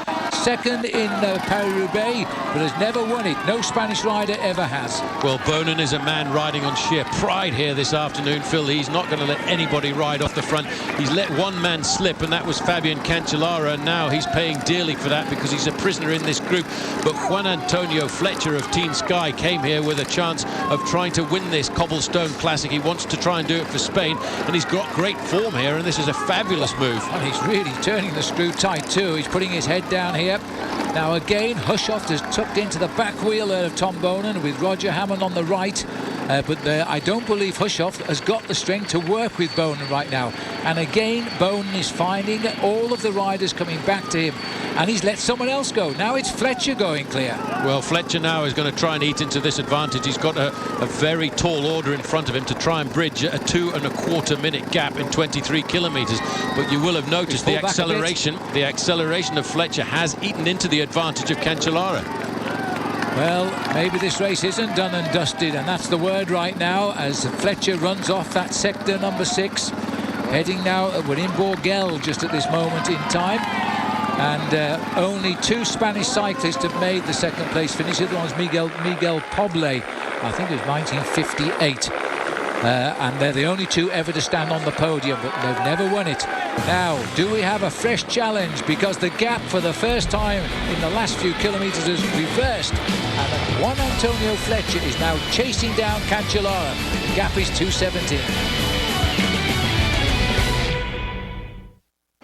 The lone figure of Fabian Cancellara, 2:20. He's added 3 seconds of his lead back again now, just as they bring back Juan Antonio Fletcher. But at what expense? Because in the distance is Pozzato and Leif Hoster and Eno have been dropped from the chase. Well, Boonen, he comes to the front again, doesn't ask anybody for any help at all, looks over his shoulder. Tor, have you got any power in that engine of yours? Because if you can, we've got to keep going because we are losing time to Fabian Cancellara. 2 minutes and 20 seconds. That acceleration, though, by Juan Antonio Fletcher really ate into that advantage of the Swiss rider. Well, there's Filippo Pozzato now. He's unhitched from the train, and it looks like he's going back to the goods wagons behind, which contain George Hincapie at the moment in that chase group. We just do not know how far back that group is containing Hincapie. But Pozzato here, who's still trying to become the best Italian, excuse me, because there is a pave, a piece of cobblestone for the first Italian today in memory of Franco Ballerini, who died in a rally accident in February this year and was a great part of Paris-Roubaix for many, many years.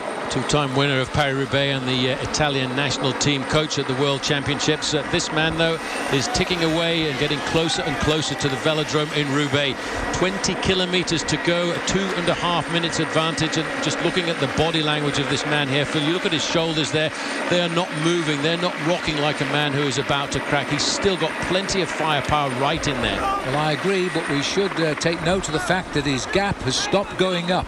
He's sticking. Now it's just gone up to 2:32, but he's actually sticking in the same era now. And I wonder, the boys behind have found their second wind. And there's, is that Minnie Mouse or Mickey Mouse? I'm not sure which one it is.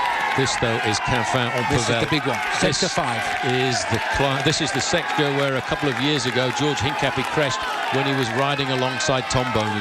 I think it was also the sector where the fork snapped on Sean Kelly's bike once, and he was very lucky to avoid a very serious fall. 2:32 now. Can he survive through this one? because this is a very ugly sector. 19 kilometres to go. Cancellara just flying over these cobblestones, but the time is telling us that he's no longer running away with Paris-Roubaix. Well, Pippo Pozzato knows how important it is to have energy and courage in a race like Paris-Roubaix, because he's fought himself back into this group. He will suffer for the next couple of kilometres and realise riding up in front of him is Quinfam-en-Pévèle, which goes slightly uphill, and then after that, of course, it's the very difficult Pavé de l'Arbre, and he'll be wondering whether or not he can stay in contact when Tom Boonen accelerates again, and I'm sure he will. Well, it would be also very fitting if the champion of Italy were to be the best placed Italian finisher today. He'd be on the podium to receive a cobblestone, as we said earlier, in memory of Franco Ballerini. But this rider here is thinking only of the cobblestone, which will go on his sideboard to match the one he got in 2006. The gap still holding at 2 minutes and 32 seconds now. This is a most difficult stretch of cobblestones here. You just don't realise how difficult these cobblestones are to ride. The pictures somehow just don't bring it out, do they? Well, I don't know. If you just look at the arms there on Fabian Cancellara, you can just see how they're vibrating, the pounding that he's been getting. 55 kilometres of cobblestones in this year's Paris-Roubaix, and you get that pounding. It's one of the only races where the next day you don't worry about having sore legs. It's actually the joints in between your fingers that hurt. Back to the 6 chasers. There they are now. As a little helping hand from the champion of Italy for the champion of Belgium. Loikemans is 153 there. He's had a great classic campaign already this year. He's in at the killer game, but the race for second place at the moment. Tom Boonen, who managed to nail back Fletcher, who's having a drink there. But again, nobody really getting on with the job in hand of catching up with Fabian Cancellara. Now, what's this? We've switched up. A little chance to see something in slow motion. Let's hope it's not bad news. Cancellara, no, that was just a little study in motion of Cancellara. He's getting on with the job again now. It's great to see this man has still got that energy in his pedaling style here. He's still comfortable, he's still got power, he knows that he can still keep riding. You can see the difference in the size of the tyres that we normally witness in professional bike racing, but those are much wider. The reason is because of the nature of the road that we've been over this afternoon. Those are the chasers, and it's now Phil, having come down to 2 minutes and 20 seconds, started to creep back up again to closer to 3. Yes, suddenly shot away. Once they all reassembled there and Pozzato got back, the pace has gone down again, and we've gone up to 2 3/4 minutes. We're now on the same sector 5 here at Quinfam-en-Pévèle. 4-star section for these riders, 1,800 metres in length, but remember Cancellara is virtually off them at the other end now. He'll be speeding towards Roubaix in a zigzag fashion as we dodge around the flat countryside. Occasionally you might get the shot of the helicopter in the distance, and that'll be directly above Cancellara. Here he is now, watch that. Oh, a nasty kick there as he bounced off them, but he's off them. Well, he's taking all the risks now to make sure he keeps that advantage as much as possible. The team helper just at the side of the road there was there on hand. Just in case there'd been a mechanical problem or incident, they will rush to the end of all of these cobblestone sections with a spare pair of wheels. This man, though, is really flying. He's not too... Let's just have a look at that one more time. You can see the risks that he took there, and he just had a little bit too much front brake on there, but the fact that he was able to recover and control that, Phil, just proves that this man has still got the energy and he's still thinking straight. Well, this is an amazing performance by this great Swiss champion, Fabian Cancellara. He still has 4 sectors of cobbles to go, and I don't think the chasers can do much about it.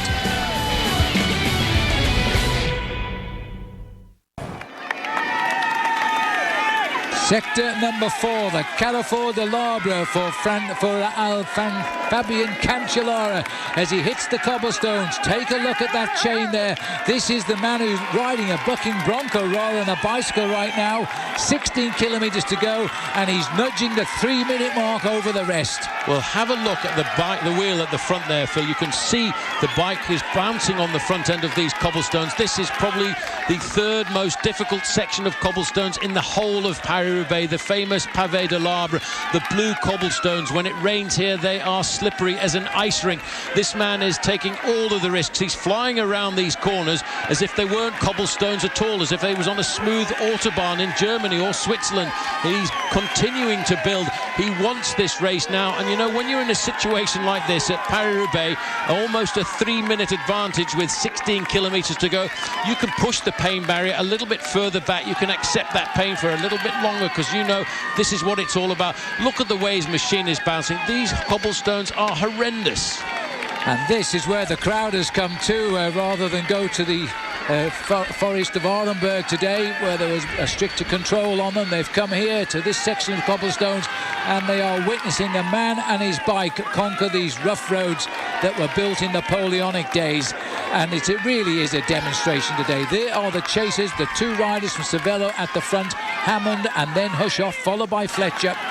They are just coming out of one section here, but the gap is now virtually 3 minutes for the leader, and he's still building. Well, it's nothing now for Cancellara but to concentrate and make sure he avoids any potholes in the road, any pieces of missing cobblestone, and just continue to build on his advantage. He now will be starting to feel extremely confident because a 3-minute advantage is very much a safe buffer for a man like this. The only thing that can rob him, Phil, as you mentioned earlier, really now is a mechanical failure, because looking at his body, looking at the way he's pedaling over these cobblestones, there's no sign of weakness in this man. Well, in all honesty, he will survive a mechanical failure now, because the car right behind him will have spare bikes to help him on his way. So I think the only thing that can stop him now is a serious fall, and we would not wish that on one of the world's greatest cyclists ever. I think he's done just about everything in the sport now. He's not the quality, or not the quality, he's not the type of rider who could win the Tour de France. He has yet to conquer the high mountains, but everything else in the world of cycling, I think he could do. Well, he can do and has done, including world titles and Olympic titles. He was so devastated last year when he won the World Time Trial Championship, because he also wanted to win the road race as well, and he was so close to doing it on that occasion. He was probably the strongest man in the bike race, but that's not always the way it works in the professional cycling, as Tom Bonen is learning this afternoon. 15 kilometres to go, just over 9 miles. 3 minutes and 1 second is the gap here as the crowd cheer on this great Swiss champion. You can see the strength of the wind in those flags. This is a very, very difficult ride. Just over on the left-hand side there is the very famous Café de l'Arbre, which gives its name to this section of cobblestones, the Pavé de l'Arbre. He's coming to the end of that. He's got a right-hand bend and then a left-hand bend, and he will go onto the cobblestones of Gruzon. And then there's not really very much left to destroy Fabien Cancellara this afternoon. The single-handed destroyer of Paris-Roubaix this afternoon. Yeah. A massive crowd here cheering him on. There always is at this section of the race, as he wisely rides down the centre of the road now to let the crowd see him, and he, more importantly, sees them. Clips the corner off, almost got a punch off that guy there, as he goes now on to sector number 3 at Gruzon, and that leaves just 2 more to go after this. And as Paul has said, the last sector really is a bit more ceremonial. Well, this is the last tough section, because even the section going through the town of M is fairly smooth. There's a bit of tarmac down towards the side, and Cancellara just continues to punch out that incredible cadence, and he's riding a fairly supple gear over there. You may well just notice every now and again when you get a glimpse of his cluster, he's over and about the 2nd or 3rd sprocket down from the top. Keeps the pressure nice and high there. He really is a phenomenal athlete. Well, Cancellara, though, his face now is a little bit pained, and well it might be here. He knows if he can just hold this pain for approximately 17, 18 more minutes, he'll be on the stadium in Roubaix, and then his ears will be aching, because the crowd will give him a huge cheer when he enters the stadium. I would seriously like to know what the viewing figures are like in Switzerland here this afternoon, because they will all have turned on, especially having seen that Fabien Cancellara won himself the Tour of Flanders last week, and they will all have been wondering whether or not they could witness another victory from this great Swiss rider. Here you can see the riders in the group behind getting onto the cobblestones in Gruzon. Roger Hammond is doing a phenomenal job here this afternoon, and look at Bonen under a little bit of pressure there, followed by Juan Antonio Fletcher. It's Thor Hushoff. Thor Hushoff now has decided to come to the front and see if he can hurt Tom Bonen at the end of the race here, as we get onto this 3rd from the end sector, which is the last seriously bad cobbles, and the last chance, I think, to hit anybody. Otherwise, this group is going to the sprint. And remember, Hushoff, the only Norwegian ever to win the green jersey in the Tour de France, is a very, very good sprinter. Meanwhile, up at the front here, the Swiss champion dodges through this corridor of noise as he dances his way now towards the Roubaix Stadium. Well, he's inside of 10 miles of racing to go to the finish, 13 kilometres to be exact. You just see there that you cannot catch out Tom Boonen because he's all over this bike race. Again, Pippo Pozzato is in difficulty, Phil. This has been such a long, hard race for him, and the wind is battering these riders from the left and from the right as they zigzag across the French Flanders. Philippe Pozzato, there are 7 riders up here chasing the one man. I think he's down to 5 now, as they continue with Fletcher living up to his reputation as a great classic rider from Spain. Now just continues to keep this pace going, still dreaming of a second place where he's been before. Well, there you can see Hushoft is just about to get up to the wheel there of Juan Antonio Fletcher, and they put a distance between themselves and Tom Boonen, who I think now is starting to feel like a broken man psychologically. He came to this bike race to win it. He didn't come to equal any records. He came to win the bike race, and he was caught out for 30 seconds of inattention in a 260-kilometre race. Well, the pavé here at Gruzon has had a little bit of things to say about it, because it has caused that breakaway to split up as they come away 3 minutes 5 seconds the gap. Pozzato now, Loikemans and Roger Hammond are in trouble, Boonen as well, as they search now to move away from him, and still Tom fights on. He will continue to fight Boonen. He's a brave man, he's a courageous man, and he's riding with the hopes of Belgium on his shoulders. Well, it's not going to smile on him here this afternoon, and he will just keep riding like this right down towards the end.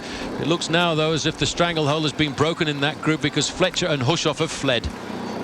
Yes, Hushoff was the one who pushed the pace. Fletcher was quick to take it up, and there they are. So a Spanish-Norwegian tandem here as they push on towards the finish now. Hushoff was placed last year, remember. He's had a 3rd in this race. Fletcher's had a 2nd. They both know what the podium tastes like, and now they're chasing the Swiss rider. Well, Sky, team coming to the sport for the first time this year, have got themselves some pretty fine performance already this year, and I think we're well prepared to look after Juan Antonio Fletcher this afternoon. There you can see Boonen, followed by Roger Hammond, just about to get caught again by Pippo Pozzato, who's riding this afternoon like a man possessed. Hushoft, Fletcher, they're now in pursuit. 3 minutes 5 seconds. A little bit of shaking down of those big thighs here just to keep them alive for a little bit longer. About 14 or 15 minutes, absolute maximum now. Good smooth roads again, and the hill roll just a little bit here now. But soon it's going to be time for this man to start celebrating, I think. Those time gaps are an awful big gap now.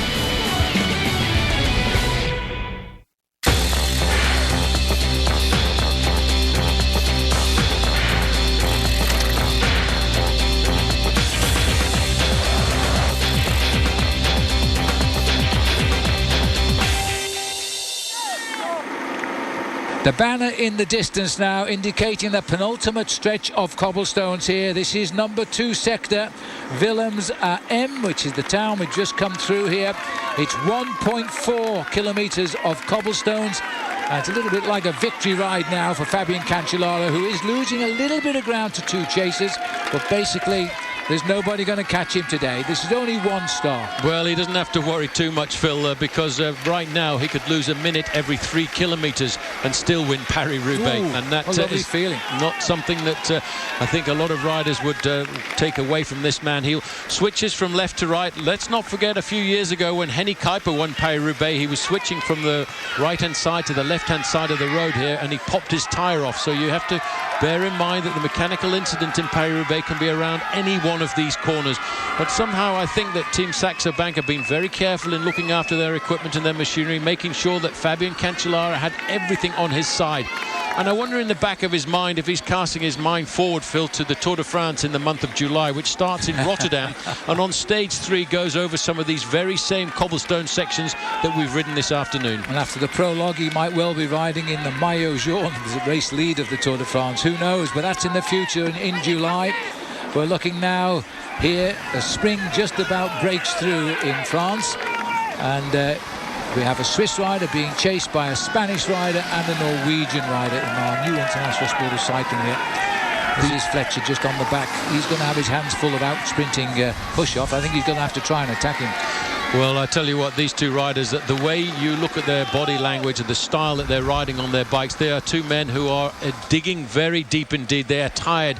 They've battled on the roads of cobbles this afternoon to stay at the front end of the bike race, and now it's just a question of can they survive away from this group with Tom Boonen. I think Boonen has resigned himself to not getting onto the podium this year, but he will come back and fight again in the future and try and equal the record of Roger de Vlaeminck with 4 victories in this great Queen of the Classics. Of course he will. I noticed in that shot there, though, that the work was now being left to Filippo Pozzato, who's been dropped twice from that group, which is an indication that they've slowed down pretty drastically back there.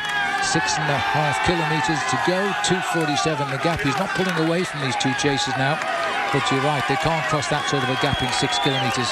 He's safe. It won't be the huge margin, though, that he seemed to be promising a few kilometres to go. Well, he's almost off there. You can see the banner which indicates the end of the last real section of cobblestones in this year's Paris-Roubaix. After that, there's a small ornamental section of around about 200 metres just outside of the velodrome. Well, they're smoother than most of the roads in Britain after a hard winter. I can tell you that last section of cobblestones, and our roads are supposed to be very smooth. As under the banner into the final penultimate section there of M go the two chasers. The gap 2 minutes and 47 seconds. And Fletcher anxious to keep this race moving on here. This is a big result for the Sky team, this new British team as well. Fletcher, remember, giving them their first big victory at the start of the year, as Paul said, in Het Nieuwsblad. First Belgian semi-classic of the year. Good start for Sky. And a good ride for Spain as well, because as we've often said, the Spanish riders are not normally renowned for their ability in the one-day classics. Many of them actually fear them. They're much better at home on the big mountains of the Pyrenees or the Alps. But Juan Antonio Fletcher is one of those special riders who has always enjoyed riding these kind of races in the north of France and in Belgium across the border. And today it looks pretty much certain that he's going to get himself another podium position at Paris-Roubaix. And I wonder if again he will nurture dreams of one day winning this classic. And the fact that Roger Hammond is sat at the back of these 4 now because he's defending for that escape up by his teammate Hushoft, it wouldn't surprise me if Hammond doesn't sweep up from that group and take 4th place, and that would be a great result for him. Well, he's a very good sprinter, Roger Hammond, in his own right, and he is riding a defensive role for Thor Hushoft at this moment in time. But for him, the most important thing is just to hope that his teammate stays off the front and makes the possibility of a 2nd place finish for them.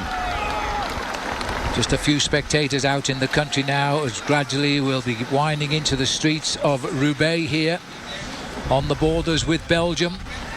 Picking his way slowly but surely towards the finishing line. Fabien Cancellara, the shortest way around the corner, straight across the apex of it, and the same again.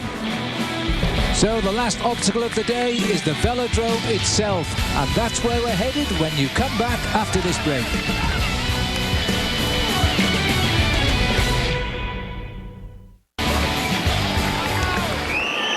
From the helicopter to the workmanlike figure, the congratulations, and look at this, to 2.2 kilometres out. They know he's not going to get caught, and congratulations from the Saxo Bank team car to Fabien Cancellara. He's even picked up the newspaper there, he's thrown it away again.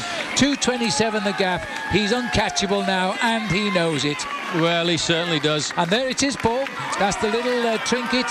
The angel again being shown to his daughter Juliana. Let's see if it comes on. There it is. That's to his daughter Juliana, because she asked her dad once what he carried in his back pocket.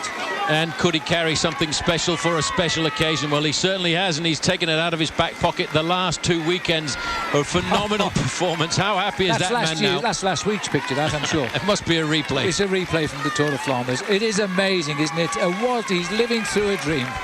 He certainly is. Now he's got to the top of that climb, Phil, outside of M. It's on the flat part of the road. Now the road will decline down towards the centre of Roubaix. He'll come along the long boulevards here before he makes that right-hand swinging bend into the velodrome. And there's a huge crowd here waiting to welcome him home. Fabien Cancellara shows his angel to his daughter Juliana. His wife Stephanie will also be watching now as he heads towards another huge career victory here, and the 2nd time for Paris-Roubaix. Any fatigue suddenly disappeared from Fabian Cancellara. He's riding home on the crest of a wave at 2:27. The boys behind are racing for second place, as they have been since 45 kilometres to go. Well, he's been riding on full-on maximum revs, Phil, for the last hour of the bike race. Pippo Pozzata again in a little bit of difficulty here. He's had a hard day. Yeah, I think that's Roger Hammond that's tried to jump clear. Well, this is interesting. Hammond has tried to go it alone. Tom Bonan refuses to give up and let everybody leave him behind. And hold that dog as we now go on to the last sector of cobblestones. These are the smoothies here. They're not worth the star. They're rather pleasant, in fact, as the great champion of Paris-Roubaix in 2010 heads home.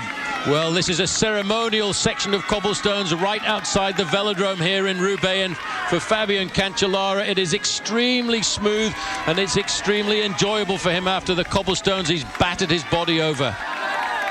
Fabian Cancellara turns at 1 kilometre to go, which includes the little trip around the velodrome into the stadium now. Stand by for the big cheers here from this immense crowd, one of the biggest, and they're witnessing one of the best winners for years in Paris-Roubaix. He's going to win by 2.5 minutes.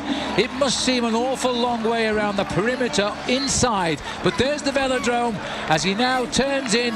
I'll let you welcome him onto the track because the crowd most certainly will.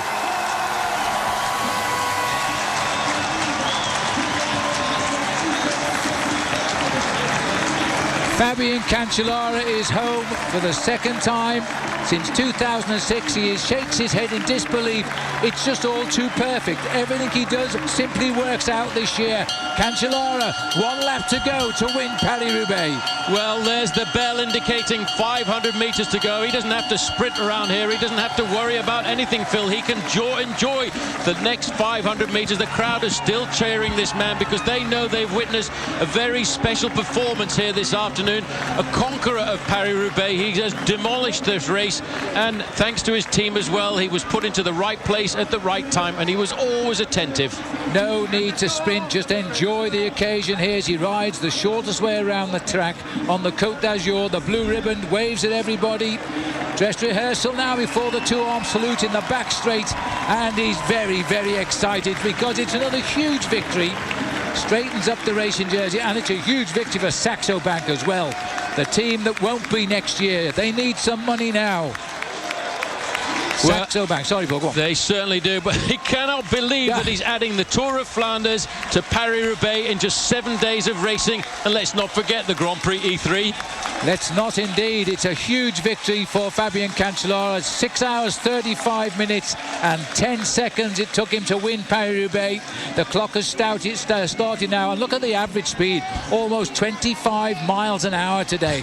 That is quick. 39.2 in kilometres. Well, if you think it can't hurt, now you can see he's just completely given up now. He knows that he's put in everything into this effort here this afternoon. A phenomenal performance. We've got to wait around about 2.5 minutes, Phil, to figure out who's going to be second and third. Well, there he is, circling the track. They'll all come home in a minute's time. He's totally exhausted now, Fabian Cancellara. The mental pressure is off. He's the winner. There's a little shot of him just celebrating the victory here. We're still waiting for the arrival in the velodrome of the Chasing Two, if indeed they are still the Chasing Two, or whether they've split up or not. Well, Phil, they call this man, his nickname in the sport is Spartacus, and I have to say he really was like a great gladiator this afternoon. The second and third place rider are onto the stadium now, led by Juan Antonio Fletcher, followed by Thor Hushoff. They'll get the bell. It'll be a tough one to call. Second place already claimed by Fletcher in the past. Third place has been claimed in the past last year by Hushoff. Have a feeling it'll be reversed this time around. Hushoff is being led here perfectly by the Spanish rider towards the line, but they too get an enormous cheer as the clock counts on. They did close in quite considerably, but then Fabian Cancellara did slow down on his final approach to the line. Now, where will Hushoff make his break? I suspect as we come off the banking into the home straight. He's going to leave it till the last moment because he knows that he must show the utmost respect to Juan Antonio Fletcher from Team Sky, who has to start the sprint. But wait is the moment in time under the inside, door left open, and now the Norwegian goes for second place. Not a bad second place after third last year, and an applause there by Fletcher. Well, a great ride. 2 survivors. That was hardly a sprint there, Phil. That was just trying to get yourself to the line in the shortest possible time, as we see the man who gets second ahead of Juan Antonio Fletcher. Now on the far side of the stadium, I can see the next riders coming in, and Tom Bonen has managed to get himself into that group. Hushoff there in second place, the winner, Fabian Cancellara. And now he can have a little bit of rest before he builds himself up for the Tour of Switzerland later on in the season. He's giving an interview there for French television, but I'm not sure he's going to hear what's being said. He's so tired. As he smiles, though, he forced a smile. Our cameras need to go back out on course, but as you can't see it, I'll tell you at the moment, the 3 riders are half a lap from the finish. And we have Leukemans in the lead at the moment. Hammond is in second place, and Tom Bonen is in the sprint position in last as they go down the back straight. So Cancellara congratulated. Now we'd like to see the race again, but I'm not sure we're going to. There's Fletcher giving him a big hug as well. And now the sprint is on, and as suspected, it is Roger Hammond who has made a run for the line here. He packs a very good finish, but pride is on the side of the champion of Belgium, and it looks as though he's not going to get up. Hammond finishes an excellent 4th place, and Tom Bonen gets 5th. Well, Hammond really had the ride of his life over the last few kilometres. He was defending the position of Thor Hushoff. He gets 4th, Bonen 5th. Let's not forget Bjorn Leukemans in 6th place. But the man of the match, the man of the day, of the week, I have to say, is Fabian Cancellara with a phenomenal performance. He was always attentive. He saw the move that he had to make a long way. It's a big risk to make a move like that so far out in a race like Paris-Roubaix, but he did it, and he had the firepower to pull it off. I make it his 30th win in his career, which started only in 2001, but then only. It's 9 years ago already. The 29-year-old has had a phenomenal career as a professional. The moment to consider just the enormity of what he has achieved. Well, if I'm not I think wrong, that's Phil, Stephanie, isn't it? Yeah, I think if I'm not wrong, Phil, he's won every Sunday for the last 3 weekends. Grand Prix E3. That's amazing. Followed by the Tour of Flanders, followed by Paris-Roubaix. Big days. Big days. And, well, that's certainly his wife, Stephanie. But I'm just wondering where Juliana is, his daughter. She must be around somewhere. But that is a result. An emotional moment for a very nice man as well. I can tell you a little secret now. He actually telephoned Paul Sherwen during the week and asked him could he have a copy of the television programme which we did in the United States, because he wanted it for posterity. He heard we said nice things about him. How about that? Confirmation of the results. 6 hours 35 minutes for Fabian Cancellara today. He wins by 2 minutes over Hushoff and Fletcher at the same time. Hammond is in 4th place. Bonen, Leukemans, Pozzato. Hoster is 8th. Eno comes over, in fact, in 9th. And a terrific ride by Hayden Rolston there, finishing 10th for the American HTC Columbia team. Hayden comes from New Zealand. Also, let's have a look at our Subaru ride of the day. And of course, it was this attack by Fabian Cancellara. As the front group split up slightly, Cancellara in the red just catapulted up the inside of the pack. And from that moment on, I think we all knew deep down that he was heading now to victory in Paris-Roubaix. And that was our Subaru ride of the day.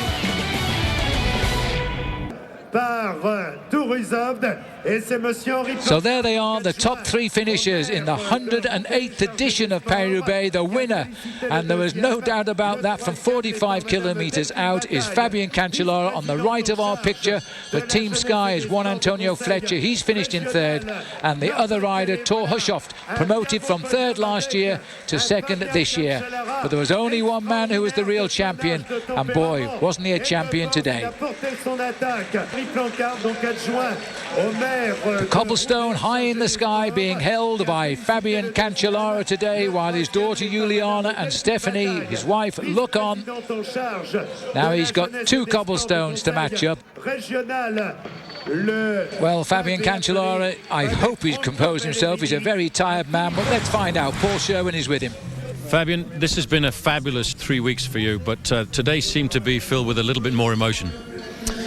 A lot more. I think the way, and then the double and history and memory of the Ballerini. I mean, there's a lot of things actually what was going through my mind or in my head on when I was alone. I mean, it wasn't only to push me coming here to Roubaix, was all those small details what gives me this more and more something what I needed to come to the end, because I was 1 minute or 2 minutes or 3. I was not looking on that, because you never know on this race what's going to happen, and that's the reason why you need to go as fast as you can to the end. And yeah, great day and amazing day for the team. I mean, everybody was fantastic today. Well, there's no doubt that Cancellara is going to have plenty of celebration tonight. What a season that man is having. Well, that's the end of the 108th edition of Paris-Roubaix, but remember, Epic Cycle Sundays presented by Michelob Ultra will continue on April the 25th as Michelob Ultra presents a special day and night of racing. At 2, the world's best cyclists race the streets of Belgium in La Flèche Wallonne. Then at 12:30 a.m, Andy Schleck looks to defend his title at Liège-Bastogne-Liège. The date, Sunday, April 25th. 2 races for the price of 1, La Flèche Wallonne and then Liège-Bastogne-Liège. Epic Cycle Sundays, only on Versus. For a full schedule, log on to our website, versus.com, where you'll also find bonus interviews that we didn't have time to show you today. Also check out Bob Key's Beef and Robbie Ventura's training tips. And you can also keep up with us on twitter.com and at VS Cycling. Congratulations to Fabian Cancellara, what a great victory. But for the moment, from Roubaix, for Paul Sherwen, I'm Phil Liggett saying, till the next time, take care.